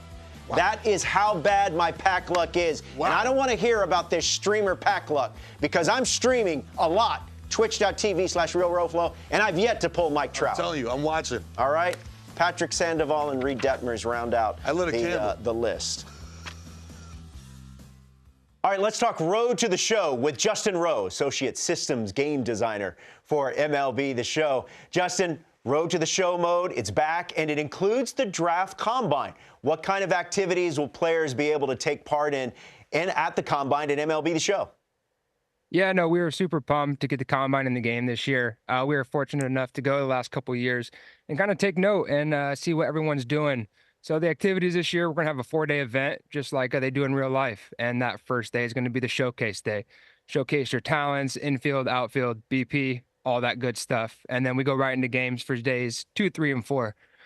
So like I said, we're super pumped for that, and we're excited to get in the game. I know players can't wait to be able to experience that. Now, will players be evaluated by team executives as they're taking part in the Draft Combine? Yeah, absolutely. And we wanted to make it as realistic as possible. Your draft position will fluctuate as you go throughout the showcase and the games. If you're doing good, you play good, you get drafted higher. If not, you know the consequences. Now, what about the performance at the Combine itself? How could that impact the draft position? Yeah, so we have a grading scale, obviously, and you'll see that on screen, which is good for our users. You'll see how you're doing. It's an A, B, C type scale. And as you take BP, you go up, hit some line drives, put the ball in the gap, put the ball out of the ballpark, your grade's going to go up. And same with the defense. If you're making errors, your grade's going to go down. But if you're making the plays, doing things right, your grade will go up as well. Now, anything else fans can expect from Road to the Show this year? Yeah, obviously we just showed our females in Road to the Show, and it's a huge get for us this year. We were super pumped, a lot of hard work from a lot of teams. We're very excited to get that. I don't want to tell you everything, but there's a lot of fun things that you'll find if you play this mode. Now, we also hear, Justin, that the impact you can make on defense has been increased in MLB The Show 24. Tell us about that. Yeah, it's something that we've been trying to get into the game for the last couple of years now. I think we did it pretty well this year, and obviously we're going to continue to improve on that moving forward. But like we showed in the Jeter story premiere, we're going to have a nice little QTE that you can do, and if you fail, you might make an error. It's just all a part about getting defense more involved in the game. You saw that on the DD side last year with the moving meter. Now we're incorporating certain things in Road to the Show that we're super excited for. Now, what about what are you guys excited about narrative-wise in Road to the Show, in MLB The Show 24? Yeah, we have a completely new enhanced narrative for both male and female. And we're super pumped. We got some new people this year that were super excited to work on it, and they just knocked it out of the ballpark. There's certain things that will happen in each one that won't happen for the other one, which is a fun thing, and it's something that we will only continue to grow and move forward with and expand on. Well, I know myself and many of our My MLB Network colleagues were pleased to be part of the Road to the Show storytelling this year. So we can't wait to see how it all plays out in MLB The Show 24. Justin, we appreciate the time. Thank you. Thank you, Ruff. Appreciate it. You got it. All right, now remember, coming up at 6 o'clock Eastern, 3 Pacific, at the San Diego Studios channels on Twitch, they've got a feature premiere coming up today. They're going to have more updates on the updates to franchise, Road to the Show, and gameplay presentation. So that's coming up at 6 o'clock Eastern on Twitch. So be sure to check that out. All right. Last but certainly not least, your reigning and defending World Series champion, the Texas Rangers, starting with Marcus Semien. So this is a new ranking, right? Mm-hmm. Ooh, I hope I'm in the 90s. I'll probably say 95. Ooh, okay, I got some work to do. It's all right. They better put 100%. Okay, 99. Okay, 99. Thank you. Man, I think gotta be 95. Ah, okay, that was close. I'm going for that 99 this year. Yeah, 100%. All I want to know is I want to see a push-up contest between my man Justin Rowe, who was, and Adolis Garcia. Both of those guys are getting the supersets in, right? They're doing the diamond push-ups, yes. The clap in between. I love this guy playing. I love with the passion that he plays with. I love the edge. He's a 93 overall. He was money in the postseason. An Astros killer, man. They still can't figure out how to get this dude out. It don't feel great. But I love watching him play. And as we referenced, this dude is jacked. He's jacked, and he hits the ball like he hates it. Yeah. Like I wouldn't at the Derby. He did the Derby in cowboy boots, and he was hitting the cover off the ball, bro. It was nuts to watch. How about this? That the St. Louis Cardinals had both Adolis Garcia and Randy Arozarena at one time. I mean, but why bring up old stuff? Hey, I know. come on. Marcus Semien, who you heard guess, he thought he should be a little bit higher, but this is still a very good score of 90 overall. Miro, he led the league in runs scored and hits last year, and of course, he finished in the top 3 in MVP voting, the 3rd time in the last 5 seasons. That says everything you need to know about the guy, man. If you finish in the top 3 in the MVP voting, 3 seasons in a row, you're a guy, a capital G guy. Yeah. And what he and Corey Seager have provided up the middle for that Rangers lineup. I mean, they spent so much money on those two guys in the same offseason, but they immediately cash in and prove their worth, helping the Texas Rangers to their first ever World Series championship. Hit him with a Heim! Ooh. Jonah Heim. Heimlich. 83 overall. That seems a bit low for me. An 80 overall behind the plate. Contact against lefties is at 85. Obviously a switch hitter. Everyone loves a good switch hitting catcher. For Jonah Heim, he had 18 homers. He was a first-time All-Star and Gold Glove winner in 2023. There was at times last year he got injured, and I thought he was done for the season. But to his credit and to the training staff credit, he was able to return and was a big reason why the Rangers were holding up the big trophy. What's his durability number? Because clearly it should be high. Yeah, I mean, he battled a wrist injury, but he was able to come back. So take a look here at the top 5 rated players. Okay. Corey Seager just below that coveted 99, but he's at 98 overall. Garcia is at 93. Jacob deGrom, who we will see at some point this season. They're thinking around the All-Star break. He's at 92 overall. All right. But he, of course, is recovering from Tommy John surgery last year, but he is at 92 overall. All right, let's get in one last check-in with Rory, our ratings guru here. Rory, just some final thoughts on, I don't know, let's start with Marcus Semien. He thought he should have been a little bit higher, but he checks in. I think he was at 90 overall. What went into his rating? Yeah, I mean, Semien had a great season overall. I think the first month or so might have been a little bit slow, so brought down his overall numbers on the year. But there's definitely nothing to scoff at with a 90 overall rating. He's an all-around great player, can hit for contact, hit for power. His defense is very solid. Speed, stealing, all of it's great. So, it all adds up to being a 90 overall, but that's definitely nothing to be mad about. But I won't be surprised if he goes off, maybe hits 40 bombs this year. We see him at that 95 overall. Hey, the chat was asking earlier about Mike Trout. He, of course, is 99, and some in the chat were thinking maybe that's a little too high. What say you? You know, I didn't think there would be issues with Mike Trout being a 99 overall, but oh, come on, Rory. You know people complain about everything. Hey, come on, man. Come on. We're doing this, Rory. Hall of Famer, slam dunk. I mean, might be unanimous once he's on the ballot. The last 3 years, if you look at the numbers when he plays, 163 WRC plus, which is insanely elite. Sure, in 2023, numbers weren't Mike Trout level. You know, they were still extremely solid, way above average. And when we're looking at that 3-year average, when Mike Trout's on the field, he makes the Angels a much better team. In my opinion, you know, he still is a 99 overall. And this year, we'll see. I believe he's going to bounce back and have a Mike Trout-esque year the way that we're used to seeing. Yeah, Boone's Burner says the Trout disrespect is crazy. It's unreal. I tend to agree with you. And lastly, Rory, we'll get you out of here on this one. What would you rate this show? 99 for sure, Oh, Roflo. for sure. Of course. Yeah. With the with the timing and chemistry boost, of course, right?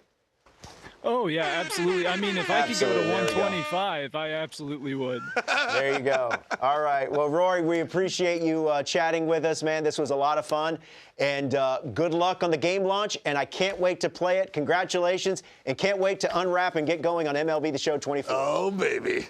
Yeah, thank you. And I want to give a big shout out to the roster team. I mean, it's a lot of hands that went into this. Yes. Lots of hard work went into it. And we're super proud of what we're putting out this year. And I couldn't be more proud of the team and everything we've done. And I really appreciate being on here with you guys. Well, thank you very much. To everyone there at the Sony San Diego studio, congratulations. Thanks for all your hard work. And as we're all looking forward to MLB The Show 24. Oh, remember, I want to make sure I get this right. 6 o'clock Eastern.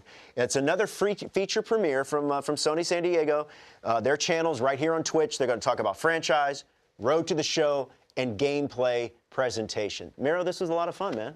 We got this, baby. Yeah, let's run it back for 25. And the chat was you know, phenomenal. They're pretty good. You guys were good. I'm not gonna lie. Shout out you to guys, you guys really, you killed it. You surprised me, and I can't wait to L2 against some of you and make you rage quit once MLB The Show 24 gets started. Remember, let the ball hit. Don't rage quit before I go deep and the ball lands. Listen, after you play him, you can play me. I suck. There you go. Yeah. Don't sleep on my solid 650 rating. You guys know what I'm talking about. That's going to do it for everyone behind the scenes. And for the Kid Miro, I'm Robert Flores. Thanks for watching. Twitch.tv/RealRoflo. Twitch.tv/ The Kid Miro, no spaces. Boom.